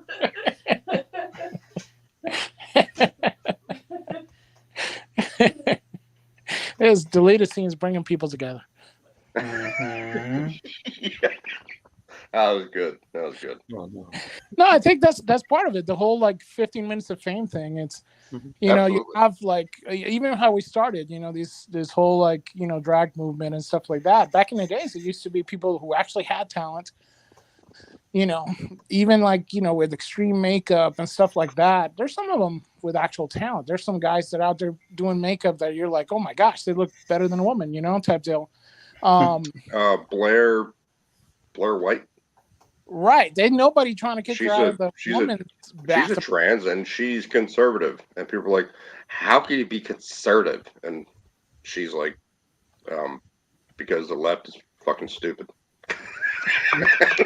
I don't know how you can be People, and yeah, conservative, like, but I know that that's a. Well, That's she one way starts of. getting political, and people are like, "But you're a trans, and the right wants to kill you." And she's like, "Most of my friends are conservatives. None of them want to kill me. What are you talking about?" And they Yeah. go, Do you know the "Yeah, funny thing they is just like lose their fucking minds." everybody on the right that I meet are usually some of the most understanding people. You know what I mean? There's very few of those. When you gotta kill them all. Um, Yeah, I've but never met any of these people that they talk yeah, about that who are these exist people that everywhere. you're Like talking I've about? never met them. I mean, they're FBI most of the time. When you're talking Yeah, to those people, sure. they're FBI, CIA. Well, I You know? did see one. Um, it turned out he was not FBI per se. Don't know if he wasn't. He was a private investigator that was hired by one of my friend's ex-girlfriends to come and hang out at the pub where me and my friend hung out. And, we'd have a few drinks and we'd play darts. And he would, use racial slurs. And we're like, will you get the fuck away from us? Like, why are you talking to us? Who are you? He's like, I'm just saying, like, sometimes these black people show up. He would use a racial slur. They show up in here. Like, how can you deal with them being up in here? And Ryan's like, they sit at the bar and they drink and we play darts. Like, Yeah. what are you talking about? And it turns out that dude was hired by his ex-girlfriend Lainey, who was fucking crazy. And he was like, Okay, for one trying to thing, get involved with us, but he wasn't I have a girlfriend named FBI as far Lenny. as I know. You know she's crazy. Oh, I thought you were saying, Boosh, that one of your ex-girlfriends hired somebody to go after No, you. I'm on good terms with all my exes. Like, That's I good. I haven't put my dipstick into that crazy. But So do they all live in Texas, Bush? no, this is Florida. So You see what I did? her name was Lainey, and I have never Laney? been Lenny Lainey. already sounds crazy. And she was like 110 pounds, blonde, really cute, absolutely out of her fucking mind. And we were hanging out at my friend Jeff's place, and I had a bottle of whiskey, and I was pouring shots, or not shots, just like the 2-finger measure into a glass with an ice cube, and sipping on whiskey, talking to Jeff and my couple of the friends. She goes to the kitchen, gets my bottle of whiskey, and just starts pouring it down her neck. And I went to reach it. I'm like, "What are you doing?" And she smacked me in the face. And I was like, "What?" And Ryan was like, just let her drink it. I'm like, "No, man, she's all right." And I said, "You need to stop drinking, or you need to give me your keys." And Ryan just sit on the couch going, "Oh, this is not going to end well." This chick is going 50 miles an hour in a 35 in a school zone, blowing stop signs. I'm in the back seat with my seatbelt on, like holding on to it with both hands, going, "Christ, I know I have not been a good Catholic in a while, but I pray to you now, God, just get me home safe." And then she just slammed on the brakes out of nowhere in the middle of the road, and I just went forward, almost hit the seat in front of me, and my buddy's losing his shit, start screaming at her. I'm like, "Just stop screaming at her. Just let her drive. Just get me home. Just get me home safe." Bush was doing the Ave Maria in Latin then. Oh my God, yes. Our Father, who art in heaven, hallowed be thy name. If there had been a priest sitting next to me, I would have been like, "Father, it has been so many years since I've done confession. Forgive me, Father, for I have sinned. Just get me home." Keto, maybe you should be asking Deleted Scenes that because it's his stream. How you doing, Dustin? Link is in the chat if you want to hop on for a few minutes. Oh, we're just having comedy time right now. Yeah, she was completely out of her mind. Like, it was my bottle of whiskey, and we weren't doing shots. We were, pouring drinks into regular glasses with ice and sipping on it. And this chick just put it to her lips and just upended it. And I tried to take my bottle of whiskey away from her, and she smacked me in the face. And so, anyway, that's the chick that my buddy Ryan broke up with, and And she was hired a obviously hired a crazy, private detective to come by the bar very after And she now broke she angry. up has, with her. and now she has I'm sorry, 100 Fletcher. million followers in TikTok. Oh, Dude, her family was loaded. I've been to their house. Like, both of her parents were psychologists or psychiatrists. I don't know. One of them worked for Coca-Cola and was one of the part of the HR department for specifically the Dr. Pepper division. And I met them. I went over and had dinner with them. They're all crazy, and they're crazy rich, and she like just do whatever the hell she wanted, and there's not going to be. That's white privilege right there. Damn, I got it. White privilege. Yes. Well, anybody that created Dr. Pepper, you know that you had to be a little crazy. That's a drink that I don't understand. Dr. Pepper's amazing though. But no, like she had that white privilege that everyone talks about. But this is like 20 years ago. yeah, 20 years ago Yeah, you don't things see it were much very anymore. different. But she's using that white privilege against other white people. She's probably a choir director now. She's probably dead. Well, it's one of the two. Yeah. She like certifiably insane. Like, not even kidding. She was nuts. She was completely nuts. Speaking of, because I was gonna ask, so Deleted and Tim, aren't you guys like mods on like 50 different channels? Deleted scenes is, but I'm usually if I'm a mod on on somebody else's channel, it's usually someone like Jedi Bill. He usually just mutes me, not anyone else. Well deserved mute, by the way, probably Bush. Boosh. Boosh, boosh, boosh, boosh.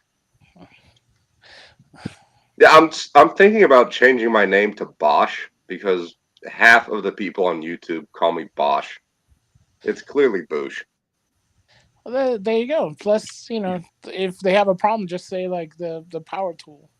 Well, I don't. Well, no, I did it phonetically. Like, Oh, it's a ghost in a library. Boosh. see, it's way too much of an explanation. I would stick with the power tool. Plus, you can do the whole like I'm a power tool. I never. I'm not never just a tool. I'm a power tool. Cordless, Never thought bitches. about that. That's actually pretty good. I like that. Like a power tool avatar. Like a whole wrestling Boosh goes wrestling brrr. persona. Yeah. Are you a baby face or a heel? I would be a heel. Are we all? I'm a large man. Dude, I got called fat by some fucking pipsqueak. He must have weighed 120 pounds. Like, I was out on delivery, and he tried to cut in line, and I was here first, and he's like, really? You fucking fat. And I went, oh my God. Like, I showed pretty good restraint not to just turn his face into mush. That's hilarious. You must look like a gentle giant because I was like, even like my wife says, like nobody really talks to me. They kind of stay away from me. I think I have the eyes like I don't know what. Very good, man. Yeah, so, you're like I'm fairly large. Gentle giant thing. You should be you and Smokey the Bear. If I had just 3 glasses of whiskey in me, I'd be in jail right now. Because I would have turned. I'm not kidding. Like, he was skinny as hell. Like, my hands are bigger than his feet. That was one stupid person. There seems to be a rash of stupid people. I blame the drugs. How can you drink whiskey, though? It doesn't really taste like much of anything. Oh, you're so wrong. Yeah, there's tons of different whiskeys. I mean, they vary even by the barrel and the aging. I mean, the variety is astounding. I've worked for several bars in this area too, and I don't know how they do it, but every single liquor rep that shows up to try to hawk some liquor is a blonde-haired, blue-eyed goddess, and just in like I don't know how they do it. There's like a machine someplace out in West Texas where they just go. It's a template. Yeah, exactly. And they go, here's your license and here's your distribution card. Go sell alcohol. Well, you know how they do it here in Vegas. Here in Vegas, they don't even like hire like for bartenders. They don't hire them as bartenders. They hire them as entertainers. So, like models / entertainers, so they can keep like the weight and the looks and stuff like that of the bartenders. The reps must have a similar. It's got to be. technique. It's got to be exactly that because they're all blonde, they're all blue-eyed, and their distribution package is rolling luggage, and they pick it up, and it's just filled with bottles in these foam, like what do you call it? Like they're like travel covered cases? Yeah, and they pull it up and they just pick it up and put it on the bar like it doesn't weigh anything. I'm like, oh my god! And her arms are skinny, and she could just do that. Like, yeah, I'll buy alcohol from you, sweetie. Yeah, and so at Which one is of the, like, I'll buy alcohol, dude. I'll buy I'll buy the greenery. Can you sell me a car? I'll do that too. I'll wash your car. You want me to polish your shoes? I'll tell you how pretty you are. Like, just keep going.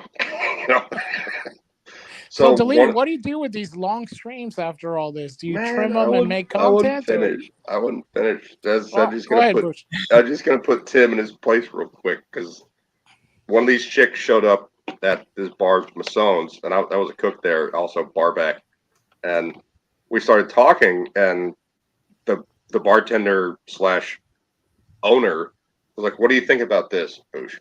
And I tried that, and I'm like, "That's very, very peppermint. We already have Rumplemint, so this would be like a seasonal thing, so can't really just keep that in stock because no one's going to buy that." And the bartender was like, "Hang here a bit, let's talk." The rep was sitting there listening to everything I was saying, and we started tasting whiskeys, and I started talking to the chick. Oh my god, I still have her card in my other wallet, Christine, and I started hanging out with her for a little. Anyway, she said, "You know what? I like your ideas. We're not going to sell this stuff. We're not going to sell this stuff. Are you going to be here in like 3 hours?" And I said, "Yeah, I'm the cook." And she went, "You're a cook?" And I said, "Yeah." And she said, "Okay, I'll be back in like 3 hours." She gives me half a bottle of Macallan 25. So no, not all whiskey is the same because we sat out back at the kitchen and drank that until we exchanged phone numbers, let's say. Bush, humble brag. So, Tim, what kind of? I mean, so basically, you're saying they all taste the same. Is your experience being of one of not a whiskey drinker or casual? Yeah, I don't really drink it. Yeah. Seems like whenever I try to drink whiskey or vodka, or not vodka, I could actually handle when I was in my 20s, but it seemed like whiskey and tequila were just two things I just couldn't handle. Yeah. I think that's thing. okay. Yeah. Some people don't like beer. Some people do. Right. Yeah, Personally, beer. I like a lot of beer. Beer, I couldn't handle either. What do you drink, Tim?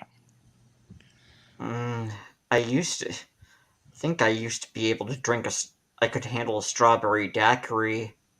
Well, that's you and Jimmy Buffett. So Girl drink drunk. Yeah, there's nothing wrong with that. My wife likes a pina colada. Well, if I had my ex did. if I had 2 strawberry daiquiris and 2 lemon drops, which is just sucking on a lemon with a sliced lemon with sugar on it, and then drinking a shot of vodka in one swallow, then I would get a little tipsy. Well, ladies in the chat, take note.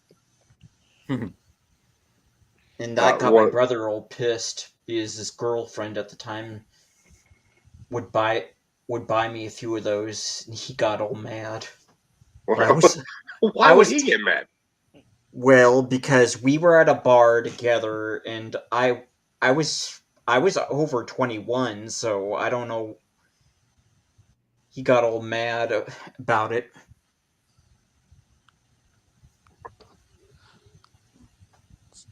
Tim's got that charming face, so get all the honeys. Don't be mad.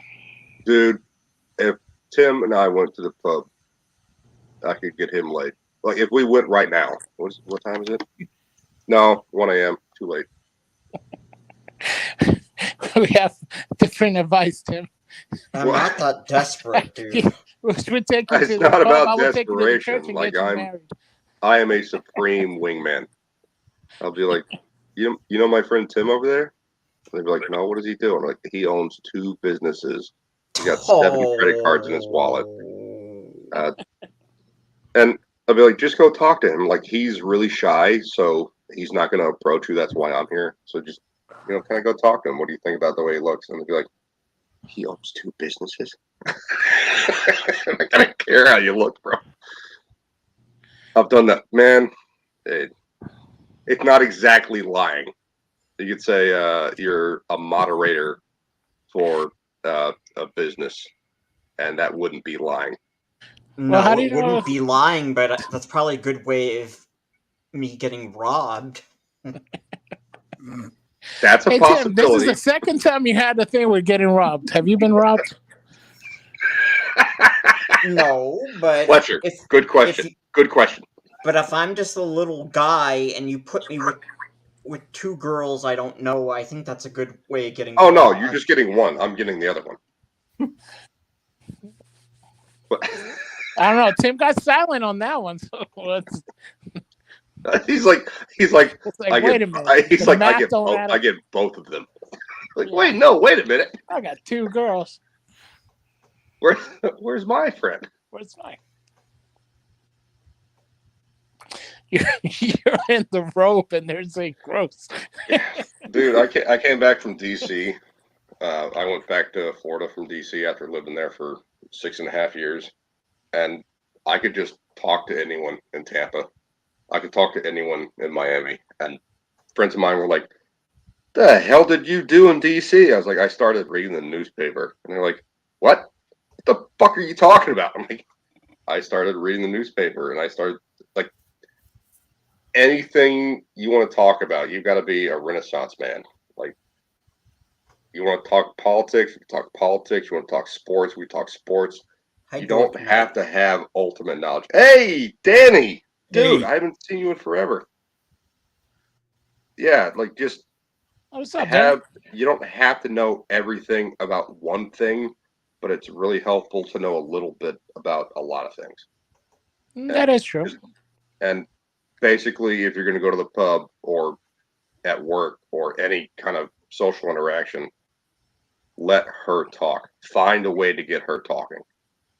And just let her keep going, Like, what are you interested in? What do you do for a job? Start talking about your job. If you read enough, you'd be like, oh, yeah, like shoes. Those little plastic things on the tips, what are they called? Oh, they're called aglets. Oh, my God, you know how they're made? And then just let her talk. How do you know? What are you just assuming here? I mean, for all we know, Tim's got all the honeys. Yeah, that's probably true. Dude is balling. Balling shot caller. Tim, you balling shot caller, man? I mean, I'm past my wild fling days. Like, well, you're also married, so you don't have a take on this. Yeah, I'm kind of like left out now. So yeah, I'm single and in my 40s. There's nothing wrong with that, but I think it's better we get you like into a nice staunch church, Tim, and get you one of the nice ladies that take care of you. A hyena. Yeah, well, Get him a hyena. I go There you to go. church, so I don't need to be in a church at all. Well, there you go. Is there any prospects? No, I'm not looking. Well, All well right. there you go. That's fair. That's Delete okay. it. Oh, I'm always looking. Yeah, you're always looking.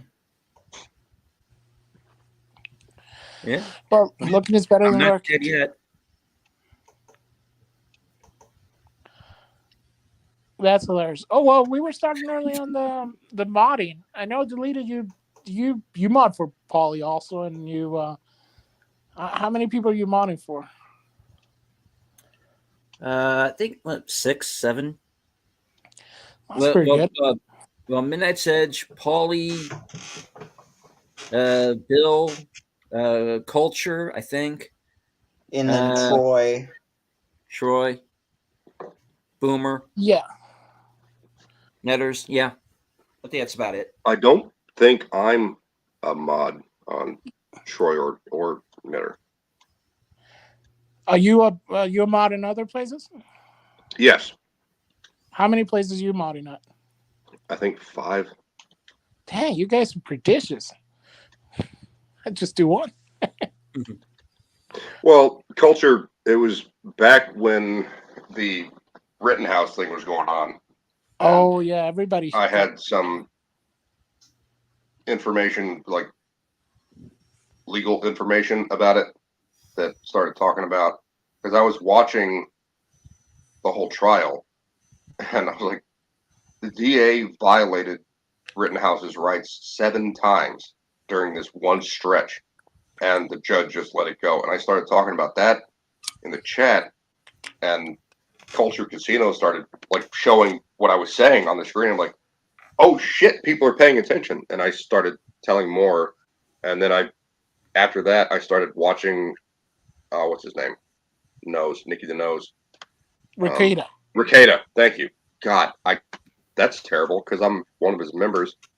I started watching Ricada, and he was having a panel on the left of the screen while the trial's going on. They didn't say a word. Like, we're just watching it, and then there would be a break. Then they start analyzing it. And most of what they were saying was things that I was saying in Culture Casino's chat before. And Culture just made me a mod. And I was like, okay. And I don't get over there often enough. I really need to be a little more active. But I try to protect his chat from certain slurs, like the R word and the N word. Like, people try to put that in chat. I will deny that. And I did that a couple of times. I had people post back to me on Gilded, like, why'd you deny my chat? I'm like, because you said something that I will not allow in Culture's chat. There's an R word? I'm going to need you to retard your anger. Oh, okay. Hey, do you guys want to see the Critical Drinker being an absolute fucking Chad on Twitter right now? Sure. What's Hold he on. doing now? This cracked me up just now. Hold on. Let me share my screen. It's very rarely I find someone that analyzes movies that I consistently agree with. Critical Drinker is one of those. Okay. All right. Now, there's a Forbes article about the cancellation of the Willow series. And Yes. it's John Bickerstaff, who apparently is one of the writers on the show, is less than thrilled with Forbes. Well, he's an entitled whiner then. So he said in an interview a month or so ago that after the announcement the show was not being picked up again, it had not yet been canceled or removed. He said that's totes disappointing. Any showrunner that says totes unironically should not be in charge of a show. No. I don't think you understand meta. Yeah, I don't think he does either, Fletch. So Yeah, anyway, but look at his profile. He's got like a rainbow flag on there. So But I does he bet he have a has. Ukraine flag? yeah, I it's a don't rainbow. know. But if he That's a good does, question. then you gotta be worried. I bet he has pronouns in his bio. Uh, Check it out. Click on it. Deleted. Does it You say have to what check on the it. right? It says Have writer. pronouns Oh in the yeah, bio. he him right there on the There you right side. He Yeah. him. Trifecta. He's got pronouns in his bio.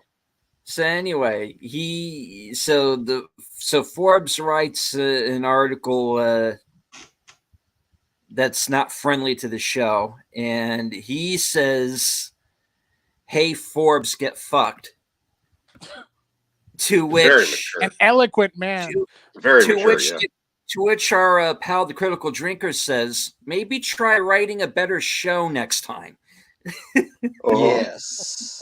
So John Biggerstaff, who was the showrunner of Willow and a writer on Willow, is as eloquent as he is relevant. Anyway, I just thought that was funny. It's That show hilarious sucked. and well deserved from the Critical Drinker just blasting that idiot. Willow show Will was show so so bad, bad. I literally stopped reviewing it. And that's I think the only person that reviewed it, the whole thing, was Disparu, right? Disparu went through the whole thing, Oh, and that's yeah. one of my favorite reviews of his. He just destroyed it. Yeah. But this says something to me though, because Dork Knight usually gives things a chance. If he says it was so bad he couldn't finish it, that says something. Well, he was probably bored. Yeah, but it goes to show that the Yeah. the content wasn't. I mean, you know, they because it spent was money probably on this just thing. boring as crap. Yeah, they had to spend money on this thing, and they're now deleting the company that's all about content. Just deleted it from their content. So it's like, Yes.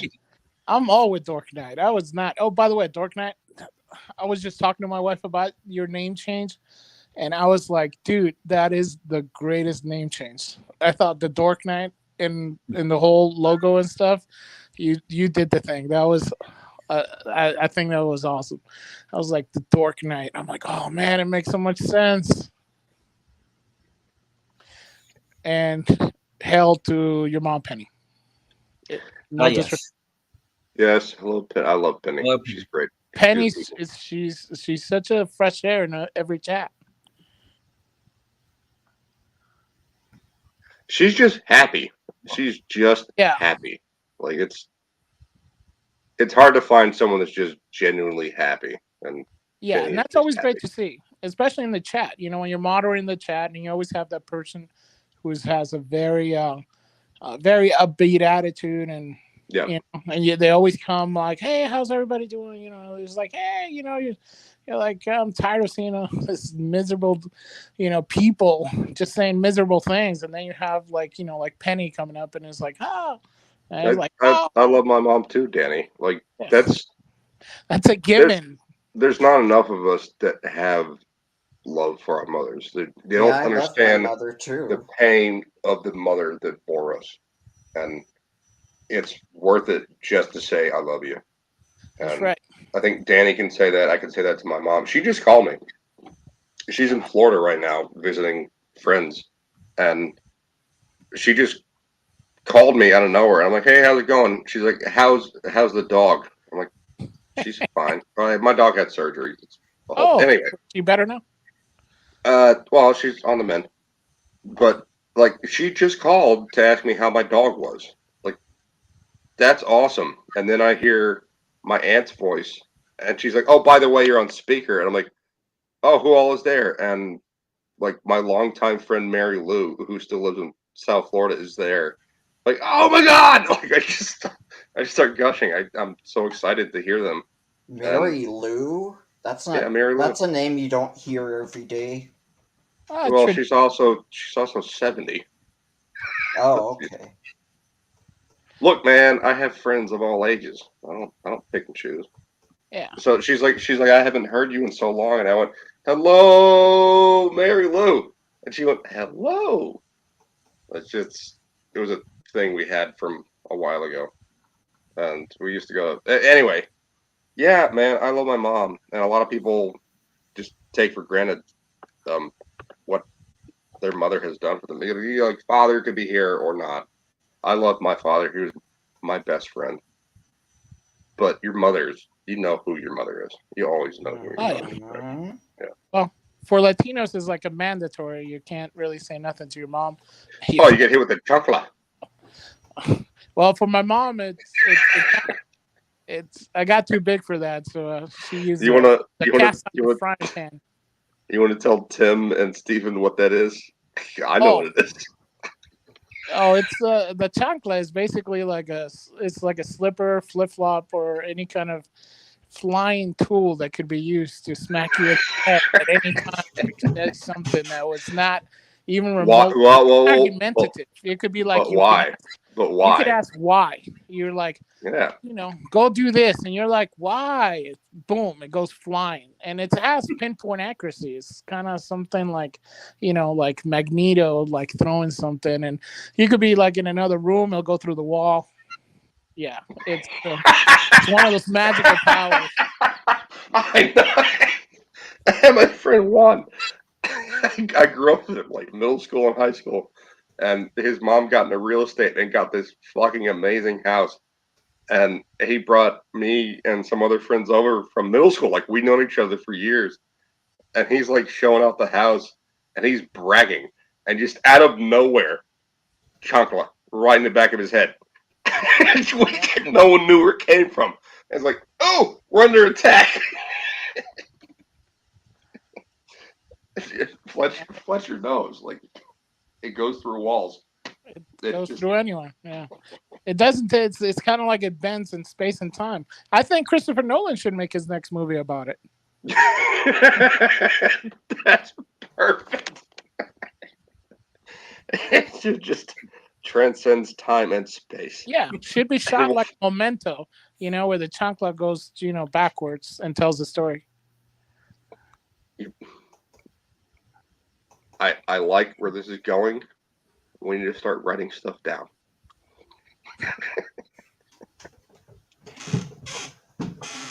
It was he was bragging too much, I think. Like he's saying this is my house, and then got hit with it. It wasn't a flip flop, it was one of her slippers, and she came over and just popped him in the back of the head. Whose house? Whose house? Yeah. Esta mi casa. Esta mi casa. And just like railed off at him in Spanish that I can't remember. And my buddies and I were going, should we go? Like, do we leave him or do we try to save him? Like, what do we do? No, you go. You always go. Yeah, you go. Yeah, you go. Always go. We went on the back patio and just waited. Yeah, it's kind of like in an alien movie. You see something jumping out of somebody's chest, you just leave. Just leave the spaceships, leave the house, leave the country. Never go to that area again. Yeah. That was all I heard was like it's not your whose house is it? Whose house is it? It's not your house. It's my house. It's my house. And it was like, oh my God, Juan's dead. I think she killed him.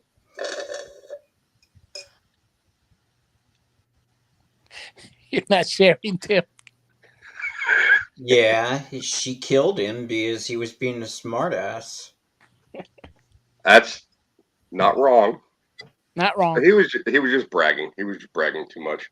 Well, yeah, he needed to She shut wasn't the hell even up. there, dude. She was not even there. It was just us in the house, and she just appeared in a puff of smoke like Nightcrawler. Just smacked him in the back of the head with a slipper. She was wearing tennis shoes. It just appeared in her hand. She appeared in a puff of smoke wearing tennis shoes and what do you call them? Like leggings.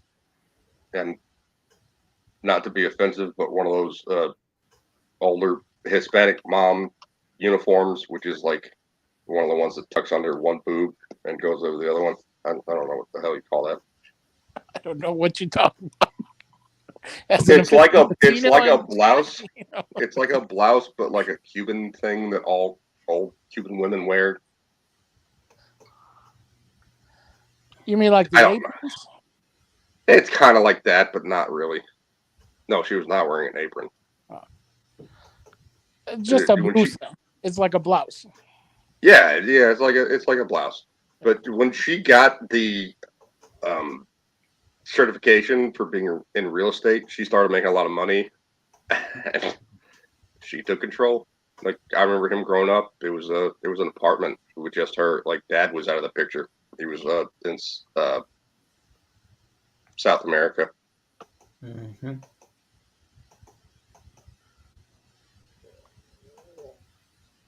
Well, there you Oh, go. I got stories from Florida, man. She should be on La Reina's show that she has the Florida Man show. Oh, I love Lorena. Yeah. I keep trying to tell her in Culture Casino, it's not Florida. When you start getting up towards Tampa and north of Tampa, it's not Florida, it's Florida. I'll put it in the chat. It's not Florida, it's Florida. If you say so. Yeah. Yeah, I live there. It's Florida.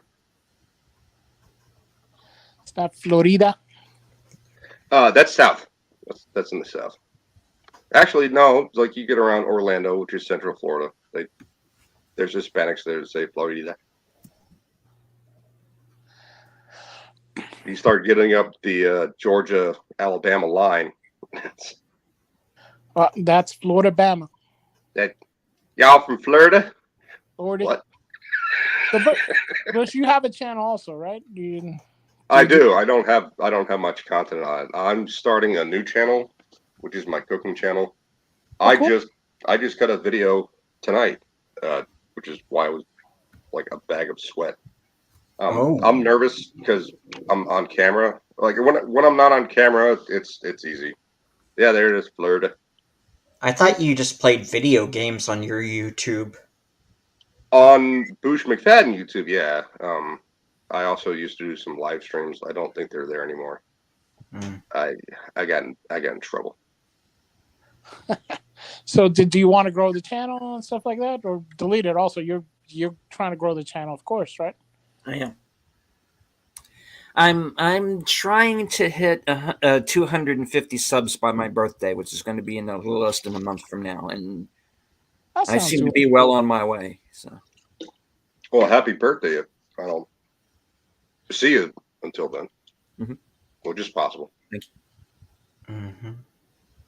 I just want a job, man. Like, Yeah. I'm burning through my investments. I have a what do you call it? I have a mark sale on my Amazon. When it gets to 120, I'll sell 100 shares and use that to survive. And if it gets to 140, I'm gonna sell more. I can't sell in bulk because of the way the taxes are these days, and I have no idea how this works. I talked to my money market manager, like, why would it be more if I sell now? And he's like, oh, because it costs this much more to do this. I'm like, how does inflation have anything to do with my money market? He's like, well, it's all this, and he started explaining it to me. I'm like, I don't understand. Wasn't inflation to all the money markets? Yeah, but he can't explain it in layman's terms to me. You need to send him like over the GIF of Michael Scott going, explain it to me like I'm a 5-year-old. Yeah, exactly. Like I've read A Brief History of Time. Stephen Hawking could explain string theory to me. Why can't you explain why inflation is hurting my money market account? Like I didn't say that to him, but I should have. But you're thinking growing the YouTube channel as a way of income, or is this just a fun?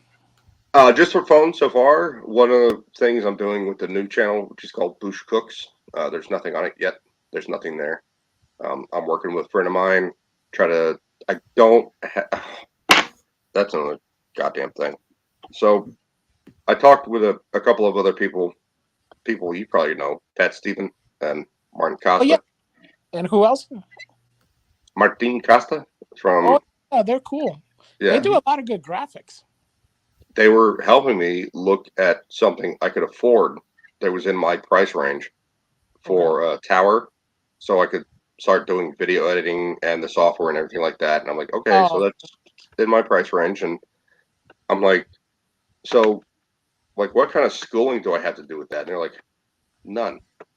Yeah. You get the software, you go on YouTube and look up, and there's people that have videos on how to work the software. You don't have to go to school for that. I'm like, okay, that's great. My rear differential on my car bottomed out. Oh. So That's- yeah, the next day, I'm not making this up. Like, I have it all on Twitter. Like, I was talking to Martine about it and Fat Steven, and they were giving me a lot of pointers, like kind of specs I needed. Uh, Gary Kissel as well was helping me look at some different software to look at so I could do some video editing. Very easy, intuitive kind of stuff, not too advanced. What's it called? Filmora. And I'm like, yeah, sure, let's start doing that. And then the next day, I was on a delivery, and I just heard clunk, clunk, clunk, clunk, clunk, clunk, clunk, and did my delivery, turned back around, went home, put my car in the parking spot, and there's smoke coming out of the bottom. And I called my mechanic, and he said, bring it in. And I said, I can't afford a tow. And he said, you'll be fine, just get here. So it's going to be $700 plus for repair or complete replacement of the rear differential. Those are good prices, especially in today's market. But That's a great price. yeah, but the mechanic is a family friend. Like, Yeah. he's related to. It's never mind. Doesn't matter. My first cousin works there, and her daughter works there as well. So I know the place. It's too much money, and Yeah. my mom's going to help me pay for the replacement. And I don't know if Amazon's going to hit what it's supposed to hit next month.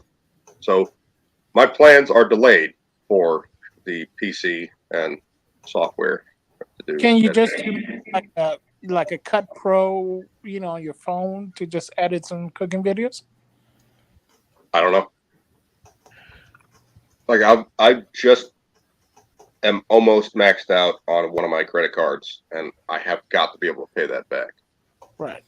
or it's just going to kill my credit, which is already not great. So it's just like it's like, God, got the ball rolling, started doing videos on my phone of me cooking, and got this idea like, I'm gonna start doing this. I'm gonna start doing this. I'm gonna get the ball rolling. Clunk, clunk, clunk, clunk. Right. But I mean, don't want to sound like the eternal optimist, but even if you do stuff like on your phone and stuff like that, just to get started, I mean, look at things like Uncle Roger's. If you look at like his first video, I know Uncle Roger. Huh? I know Uncle Roger and Guga. So if you Guga and Uncle Roger. Yeah. I'm a chef, so I watch a lot of cooking stuff. Fletcher knows who these people are. Okay. If you look at his old videos and stuff, they're all they're a little bit grainy and all stuff. You can tell and all stuff, just to get it out there. You don't know. I mean, it could hit. I mean, I'm just throwing some encouragement your way. Thank you for being optimistic. But as soon as I got the ball rolling, the clunk, and it's just one thing after another. The dog got sick, had to pay for her surgery, and now I had to pay. It's not so bad. It was $85 for her steroids. It's basically Neosporin, but it's a steroid to help with the healing of the incision. Wow. And it was $100 just for the visit, and then $84 on top of that. But timing. Don't worry, we'll be saying prayers. We'll have the family say prayers for you in mass.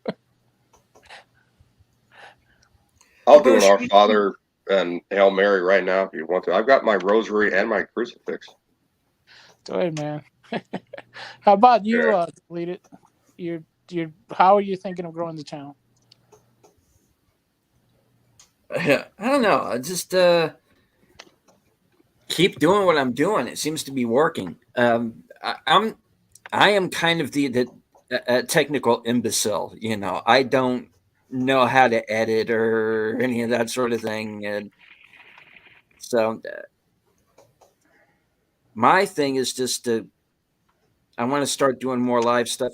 Like I said earlier in the show, I used to co-host a show on another channel. And I kind of want to bring that show back, like do a weekly morning thing. But and I have a couple of other ideas. But right now, what I'm doing appears to be working. So that's good. Well, I just want to let you guys know if you guys need anything like a quick thumbnail or something like that. If I'm not busy or something, shoot me a message or something like that, and be happy to help you guys out. Sure. I can't pay you. No, me either. No, we don't. I don't do pay. So what Stephen was talking about is kind of what I've been hearing quite a bit of, which is just keep making content. Yes. Keep putting content out there. Yeah, because you never know what's going to hit. That's the thing. You never know what this is going to hit. That's why I brought up Uncle Roger, because dude had I'm just going to make a video capping on this chick that's going to mess up this rice. And it's, before you know it, he's on BBC, so it's like, you never know, Bush. I mean, I'm not, I know emotional damage. Well, that's Stephen He. And it's Stephen Hay. Stephen, is it Stephen He or Stephen Hay? He. Is it he? Yeah, that's it. But yeah, that's kind of what Uncle Roger started doing, was watching videos of other people making food and going, and what are you doing? You are ruining the rice. Set your camera up, and set your phone up, and then you can just, do a space by pace, and just clip it using they have what is I think it's called CapCut, and it's a free software. And it's the software that they use for TikTok videos. What's it called? I think it's called. It's called free editing software. Yeah. Free editing software. That comment right there is why Stephen Otten has me on his live stream. Yeah, it's the quality content we're getting here. What have I done? What have I done? That's a link to a virus. What have you done to me, Fletcher? I'm sorry. If it says big booty Latinas, don't click. Oh, you're way too late on that, bro. Late on that. Oh no.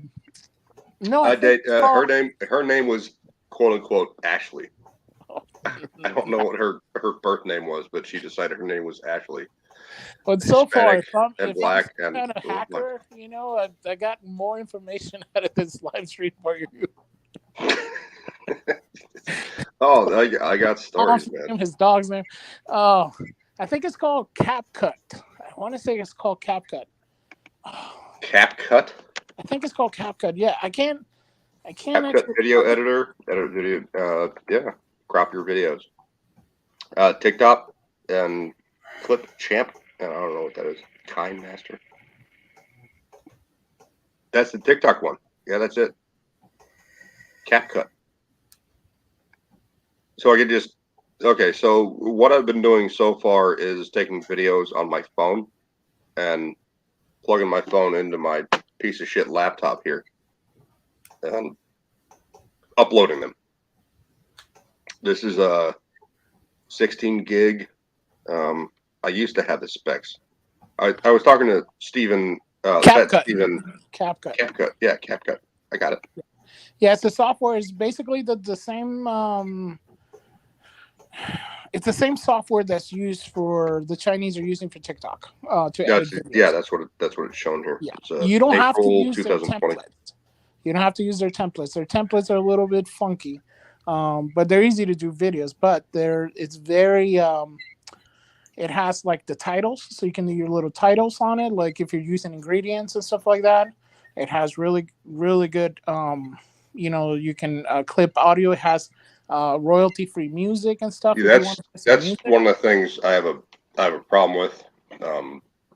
when I'm in a kitchen, well, specifically in the industry kitchen, I don't talk when I'm cooking because Then it's perfect. They have royalty-free music. well, I So kind of want to put classical music on top of it. One of they my have choices royalty-free was, music. dude, Bach died 250 years ago. I Yeah, think it's free but and the clear. London Philharmonic is still alive and collecting royalties. I didn't think about that. So, like, that's kind of one of my questions is because Bach was dead, has been dead for so long, 250 years. I have Bach Cello Suite Number 1, Yeah, and but who did it? That's the thing. They're not. it's on. I have it on record, so I gotta go in Yeah, my I would. record I and would. look at it. Yeah, I would download it. It's not Cut it something you into. can download. It's on record, Yeah. like So vinyl, like basically, what you vinyl. can do is you make sure you're in a quiet room. Maybe put the record player in your closet or something, and just record it with your phone. Okay, yeah, Solutions, and bro. I've got 6 vinyl records of Beethoven. Like I said, it depends who did it. If it's London Philharmonic, if you're talking about Philadelphia Philharmonic, anything like that, they could certain They arrangements. could do a claim. Correct. Yeah. They won't do the claim. YouTube will just the easiest way to do it: record it, upload it to YouTube, and you see if they'll claim it. If they claim it, just change the music. It's Okay. really easy to do in this program, and it's like I said, you don't have to even get the paid one. Just do the thing, and you put it on your phone. Man, you can crank out videos, cooking videos in no time. One of the things I was thinking about doing was Rumble. But apparently, Rumble does not have a lot of cooking videos on it. That's cool. I tried doing a thing on Rumble. Deleted or Tim, you guys do anything on Rumble? I find the interface a little bit clunky for It my is taste. clunky. It is clunky. I'm on there, but only because a comics division Right. told me about it. So I put most of my YouTube videos up on there as well and on Odyssey, but I really don't do much with either of those. Yeah, I mean, But like I Rumble is said, do the advancing. thing. There, It's there not didn't like you're used to losing be it. there didn't used to be chat on Rumble from your phone, and now there is.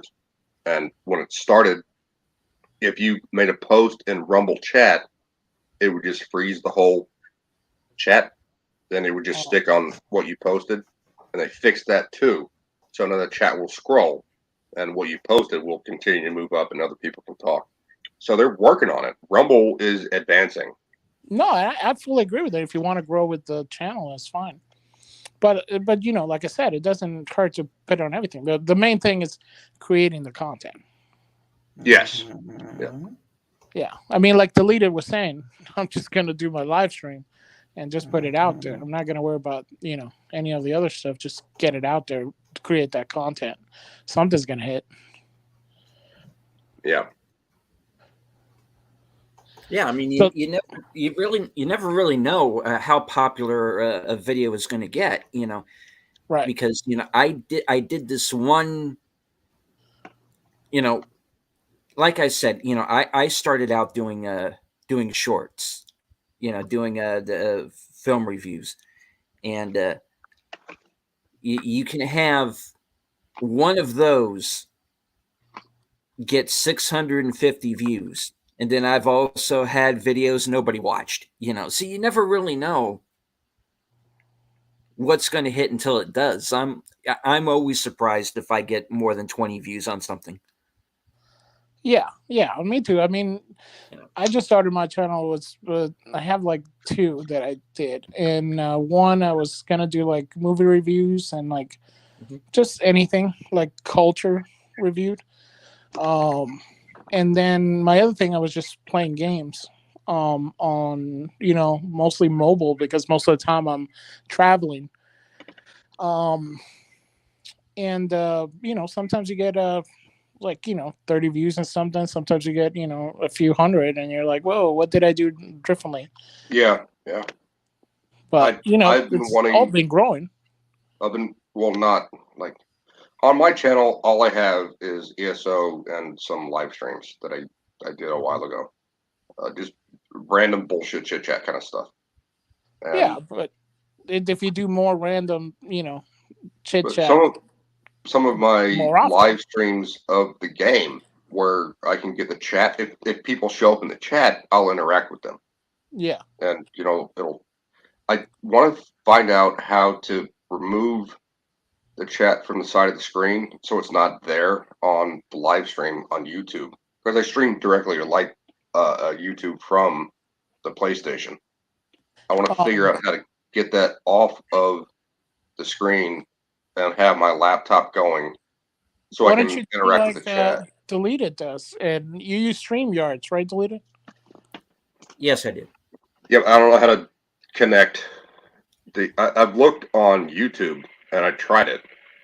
It doesn't work like that. Like I can start a live stream on my laptop from StreamYards, but I can't get the PlayStation. To, I don't know how to say it. I don't. I'm Oh, not I think I know technical what enough you're to saying. know So how to you do can't this. connect. You can do. Can you do HDMI into it? I haven't tried that yet. But then, Okay. well, I only have the two. Well, I do have two cables, and I do have a port in my laptop for that. There I you don't go. know. Well, you're a I don't know. bit of a negative I'll try. Nelly, Bush. Yeah, I'm I'll just try that saying. out. Just I'll try try it. that. Don't be a negative Nelly, man. I'm not. I said I haven't tried it yet. Well, there you So go. one of the things I'll do is do a live stream of the quests in ESO, which That's is Elder cool. Scrolls Online, and And plus, you I'll can go also I'll go do. to a new zone, and I have like listed like Vardenfell was one of them. Another one was Clockwork City. Cool. Another one I just started that I haven't done anything with was with my skinny little Nightblade who's not wearing a whole lot, and she's a vampire and she's sneaky. So she just kills everyone. She stabs them in the back. She's nasty. She's bad, but she can't take a hit.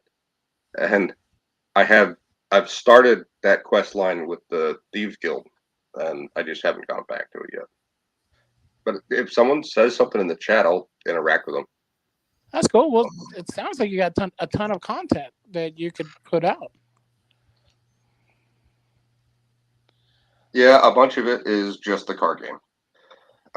It's kind of bogged down on my channel with the card game, but I do have a lot of playlists for the quest lines. I don't know. What would you recommend Deleted? Which part? A recommendation to grow the channel.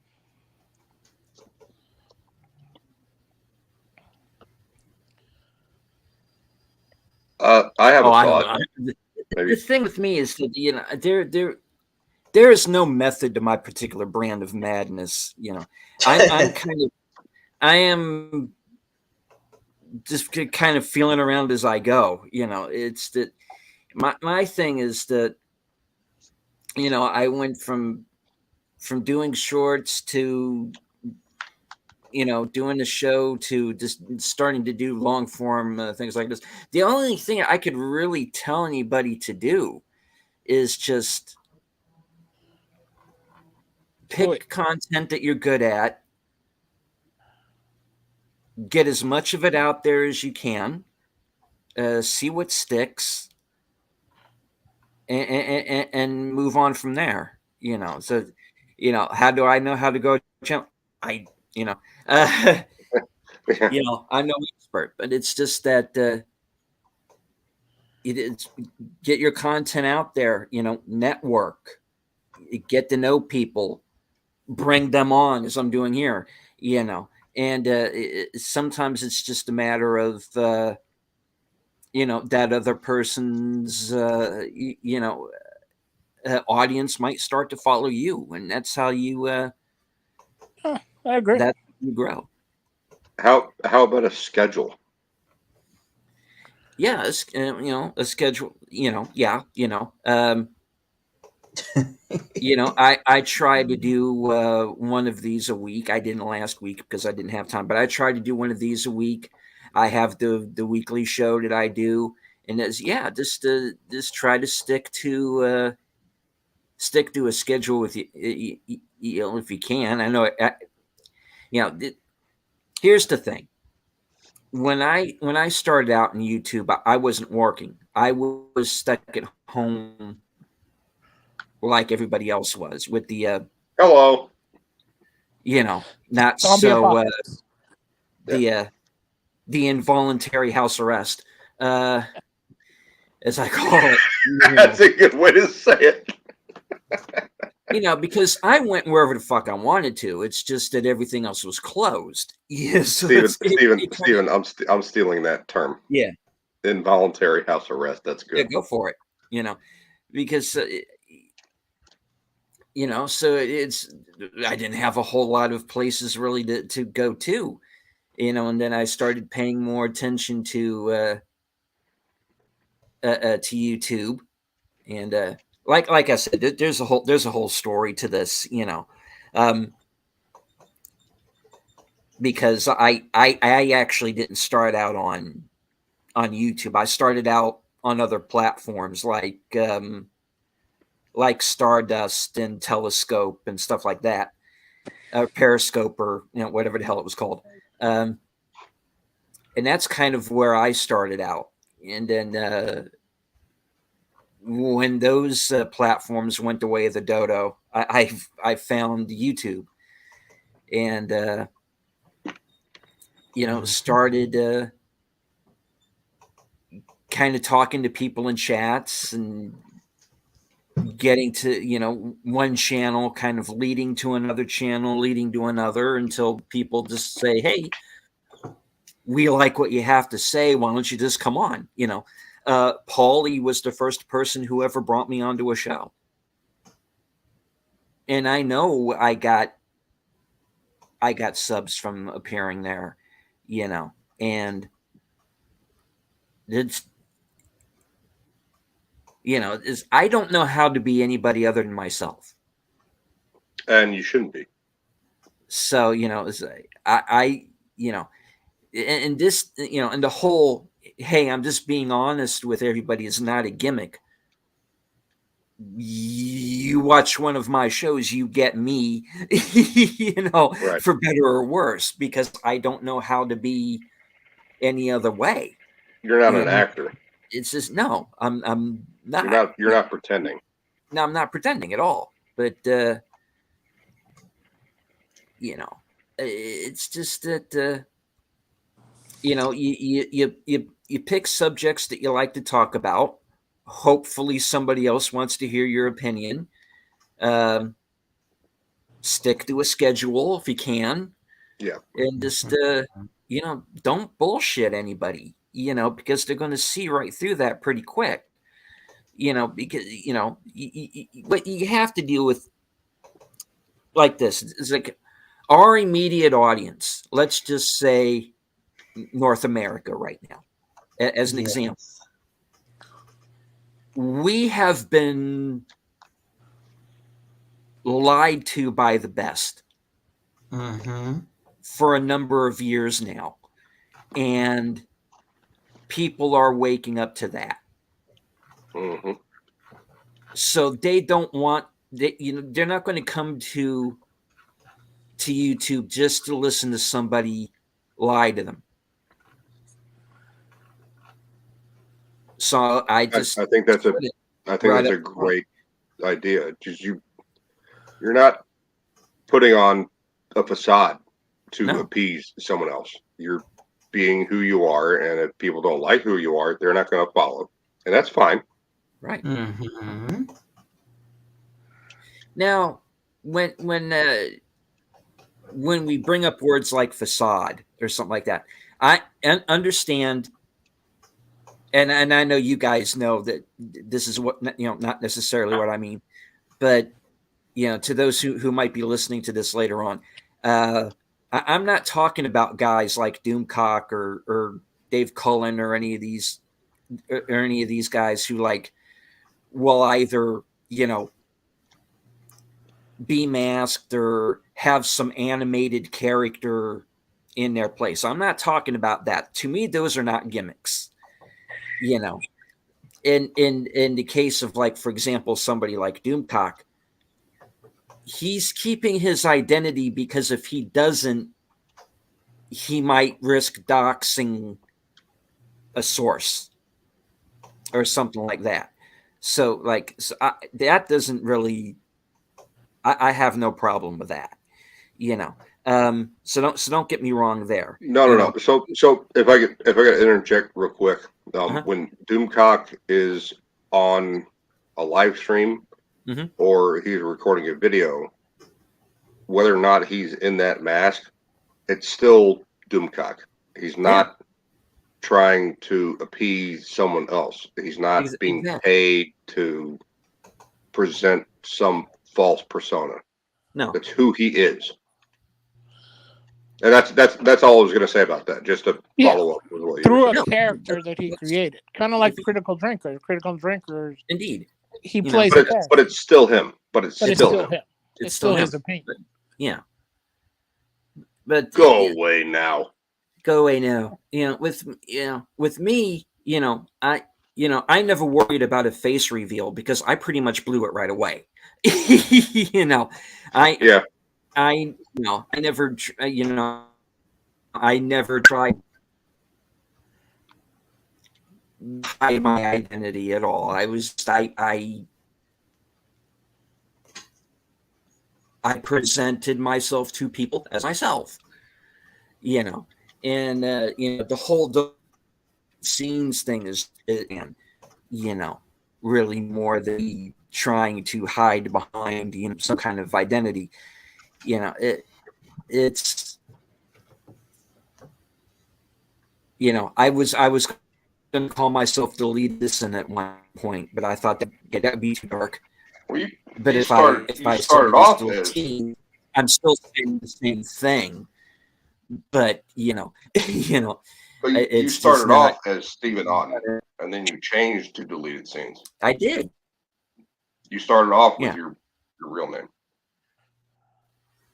I started out, and I still present myself as myself. But it's just it's this what I call the channel, because I just call the channel deleted scenes because it's just an easy thing to remember. Also, because how many people are named Steven? That's another thing. A lot. There's a lot of Stevens, So it's like I also kind of had to differentiate myself, that because I actually have people asking me, "Are you Fat Steven?" And I'm on a panel with the guy, and they're asking me, "Are you Fat Steven?" No, that's him right over there. I even had somebody ask me once, "Was I Doomcock?" And I'm going, "Man, I wish." You should have said yes. I wish I had his numbers, But you should have said yes. And you should have started saying, "Danny Boy." Yeah. As you should have said, "I'm his son, Catastrophe Cock."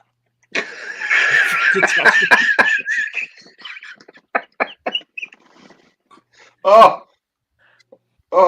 I'm Harvey Cthulhu's second cousin Louie. You bastard, Fletcher. Hey, I know my mom. That was a good one. And my dad. But yeah, my only real advice to somebody trying to grow a channel is just, like I said, pick content that you want to talk about, that you think you have something to say on. Network. Grow your audience. Come up with some kind of a workable schedule, because, like I said at the beginning, there was no schedule. I could just come on whenever, But now that I am working at least part of the time, I've kind of had to work around that work schedule. But it's. So I have I don't have there's no right or wrong. There's no silver bullet. I have a question for you then. Go ahead. would you like to do some movie reviews? Not current movies, because I can't afford to pay $20 every time to see a movie in theater. But I have a good backlog of films, and I have a really good memory for films. Like, I'll go see Mom, and we'll watch Jeopardy. That's one of her. She gets pissed at me if I don't like have dinner with her on Friday night and watch Jeopardy. Hmm. And I'll run the movie categories on Jeopardy. Also Shakespeare. That pisses her off because she studied Shakespeare. So my question is, would you like to start doing some movie reviews? And would you have me on? And like, I'm talking real analysis of the films. Oh Like my gosh, part this is a proposal. yes, it is. My It really is. proposal. Okay. Sure. I mean, I don't know how good I would be, but because sure. I mean, let's let's give it a Yeah, go. he said yes, Tim.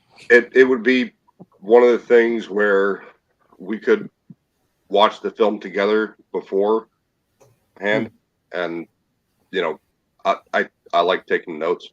One of the things I did on my channel was the not reboot. It was a continuation of Dexter.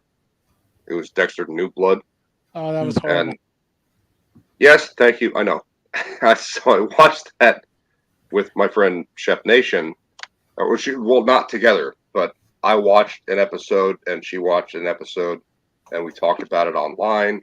And I didn't finish it yet. Like, I was on episode 6 or something, and I brought her on a live stream, and we started analyzing the whole show and what she liked, what she didn't like, what I liked, what I didn't like, and then we started getting into it. Like, why is Dexter so stupid now?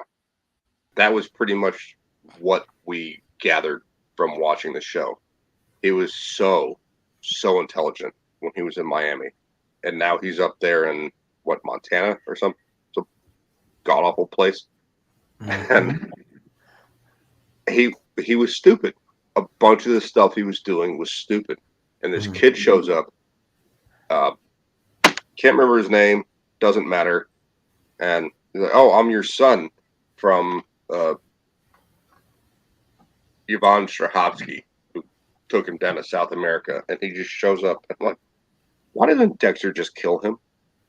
And, well, that was one of my problems. And so Dexter's Bush just didn't want a whole series. He just wanted one episode and bang. yeah, like, what the hell is this kid doing here? Also, there was this whole thing about the eco protesters out in front of City Hall, and that lasted one episode.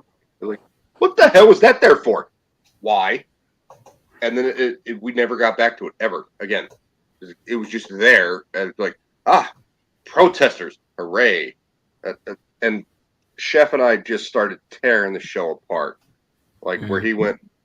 Oh, he's out there and he's hunting deer, and there's these cameras from the tribal nation out there because it's their fucking land, and he's hunting deer, and he sees one and he lets it go, and then he aims his rifle and he kills someone. Then he buries the body. It's all on fucking camera, and they went, "Oh, well, we don't have the data from that camera anymore." It's like, why not? Like, we just started tearing into it. And you recorded this and put it on stream? Yes. How did it do? I don't know. What? I have to go look at my shit now. No, I don't want to do that right now. All right, don't do that. Yeah. All right, Don't so do you it guys right are thinking now, of doing I took notes too. Like, what's her name? Deborah fucking Morgan. I will always call her Deborah fucking Morgan because she used fuck in every sentence she ever said. That's Dexter's sister, if y'all don't know. And yes, Deborah fucking Morgan. And like, he lost his dark passenger when he left Miami, who's James Remar. Or Renner? No, Remar. James Remar was his father, and that was his dark passenger that was like guiding him through the homicidal shit where he was killing other serial killers. Mhm. And then he shows up in this, logging town, and his dark passenger is now Deborah fucking Morgan. Mhm. And he drops off Harrison. That's his name. That's the kid's name, Harrison. He drops off Harrison at school, and then Dexter looks at his kid with, admiration, I guess, or maybe he's got a boner. I don't know. It's really hard to figure out what the hell's going on with the character because it's Dexter. He's not supposed to be exactly excited or, empathetic because he's a fucking serial killer. And he sees Harrison go into the school and he just gets this grin on his face. And he puts the key in the ignition. Why did he take it out? Starts up the truck, and he sees Deborah in front of him out there with a wood chipper, and she is throwing body parts into the wood chipper, and it's just spraying blood everywhere. And she's like, "Hooray!" And I went, "What am I watching?" Yeah, what are you watching? Dexter, New Blood. Well, that could. I mean, right now you could basically clip your commentary of it, and just put some visuals to it, and now you have a video. What the fuck are we watching? Well, yeah, I kind of want to go through it like frame by frame kind of thing, and have people there that have seen the show and just go, so at this point, Dexter's fucked.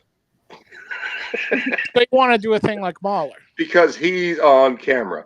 And then he goes, oh, there's some blood left over that I didn't pick up. So he takes like a rag that has the guy's blood on it that he killed, and he runs around the woods and spreads the blood everywhere to put the cops off the trail. You're still on camera, motherfucker.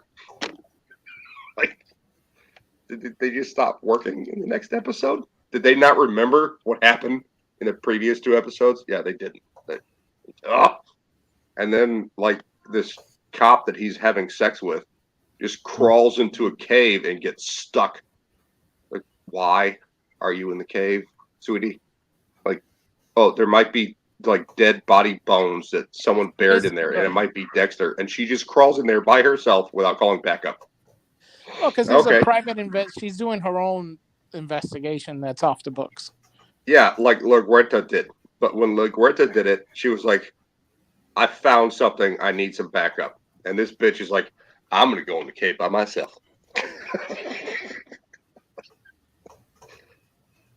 Dude, it's not Dexter. It's so bad. Did you watch it, delete it? No, I didn't see it. It's on Showtime. I think I might be able to pull it up. What show would you, or TV would you guys start with? And what would the show be called? Delete Boosh.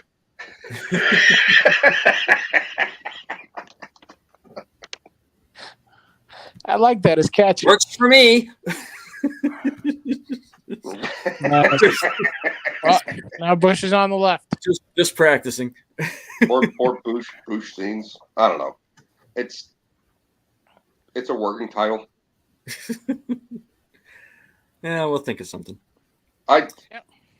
If I'm gonna analyze a show, I'm gonna take notes. Or if it's like a movie I've seen several times, Fifth Element, Cowboys versus Aliens from 1986.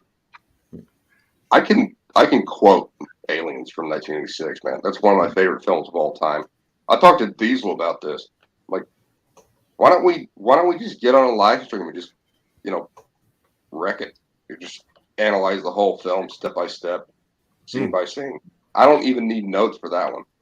I've got a whole catalog. That sounds interesting. I can make you guys a thumbnail, and I've got the Good, the Bad, and the Ugly on VHS and DVD. I've got the whole Hitchcock catalog on DVD. Ooh, cool.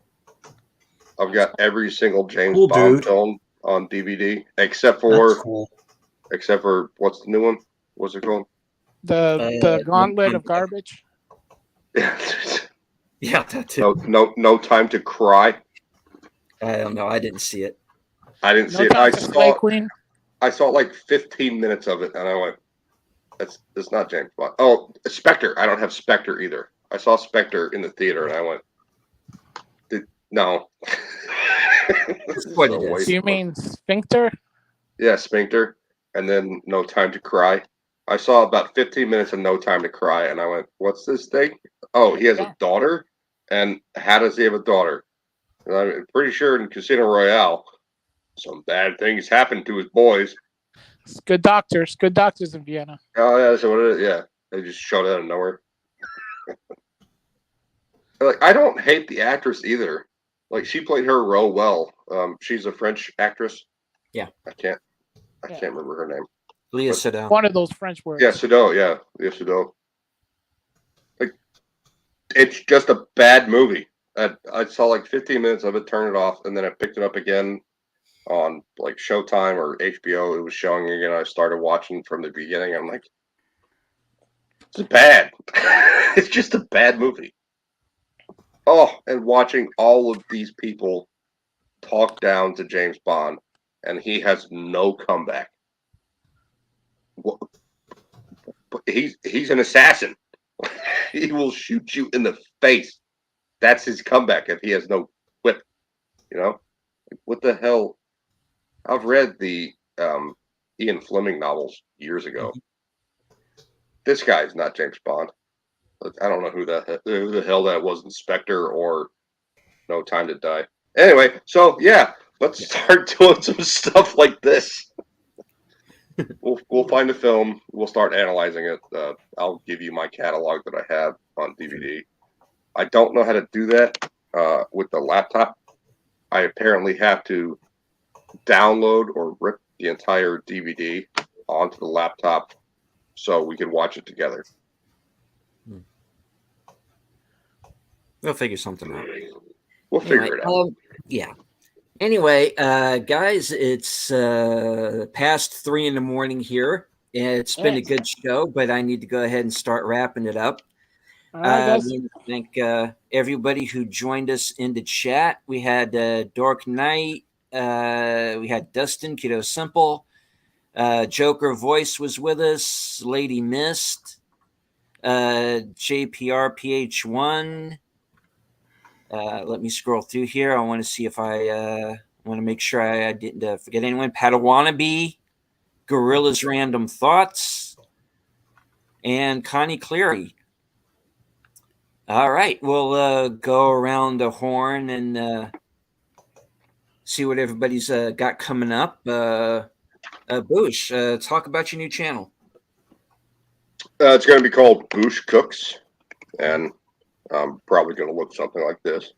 I'm not going to show myself much, and when I'm in the kitchen actually getting into it, I don't talk. And I don't know if that's just training. When I have a job to do, I just do it. There's no reason to talk over. But one of the things I want to start doing is maybe I have Reaper, so maybe doing a voiceover of exactly what I'm doing in the kitchen, you know.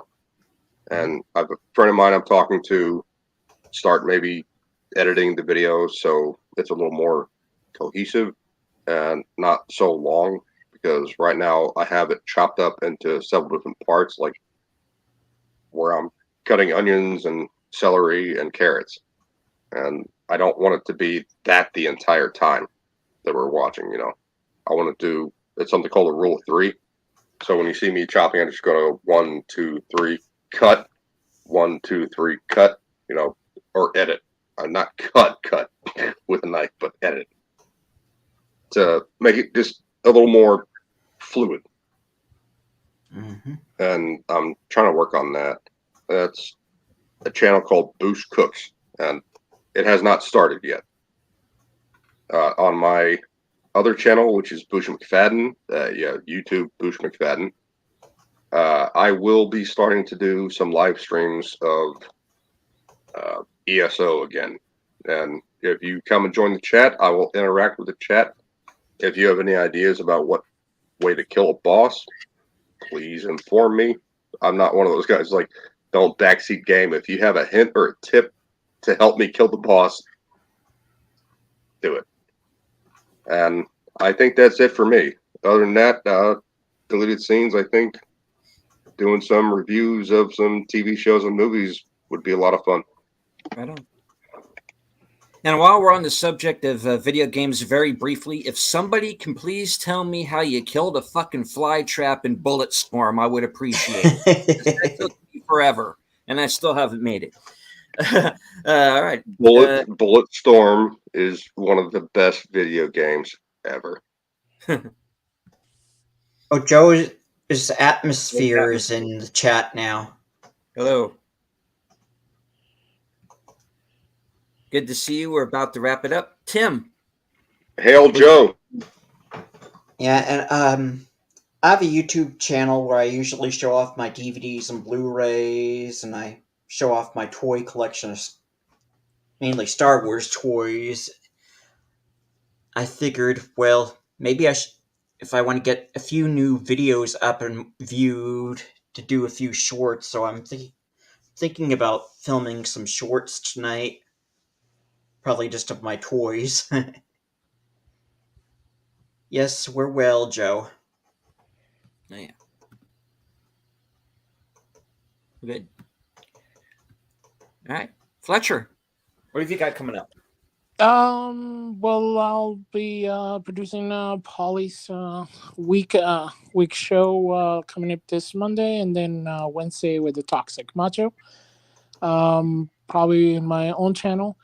I do a lot of like video game reviews, some mobile, mostly Marvel Contest of Champions, and I have a channel called Indignant Desert Birds. One is a review channel of culture and music and movies towards a Catholic lens, and I'll be putting up probably a couple videos up there pretty soon.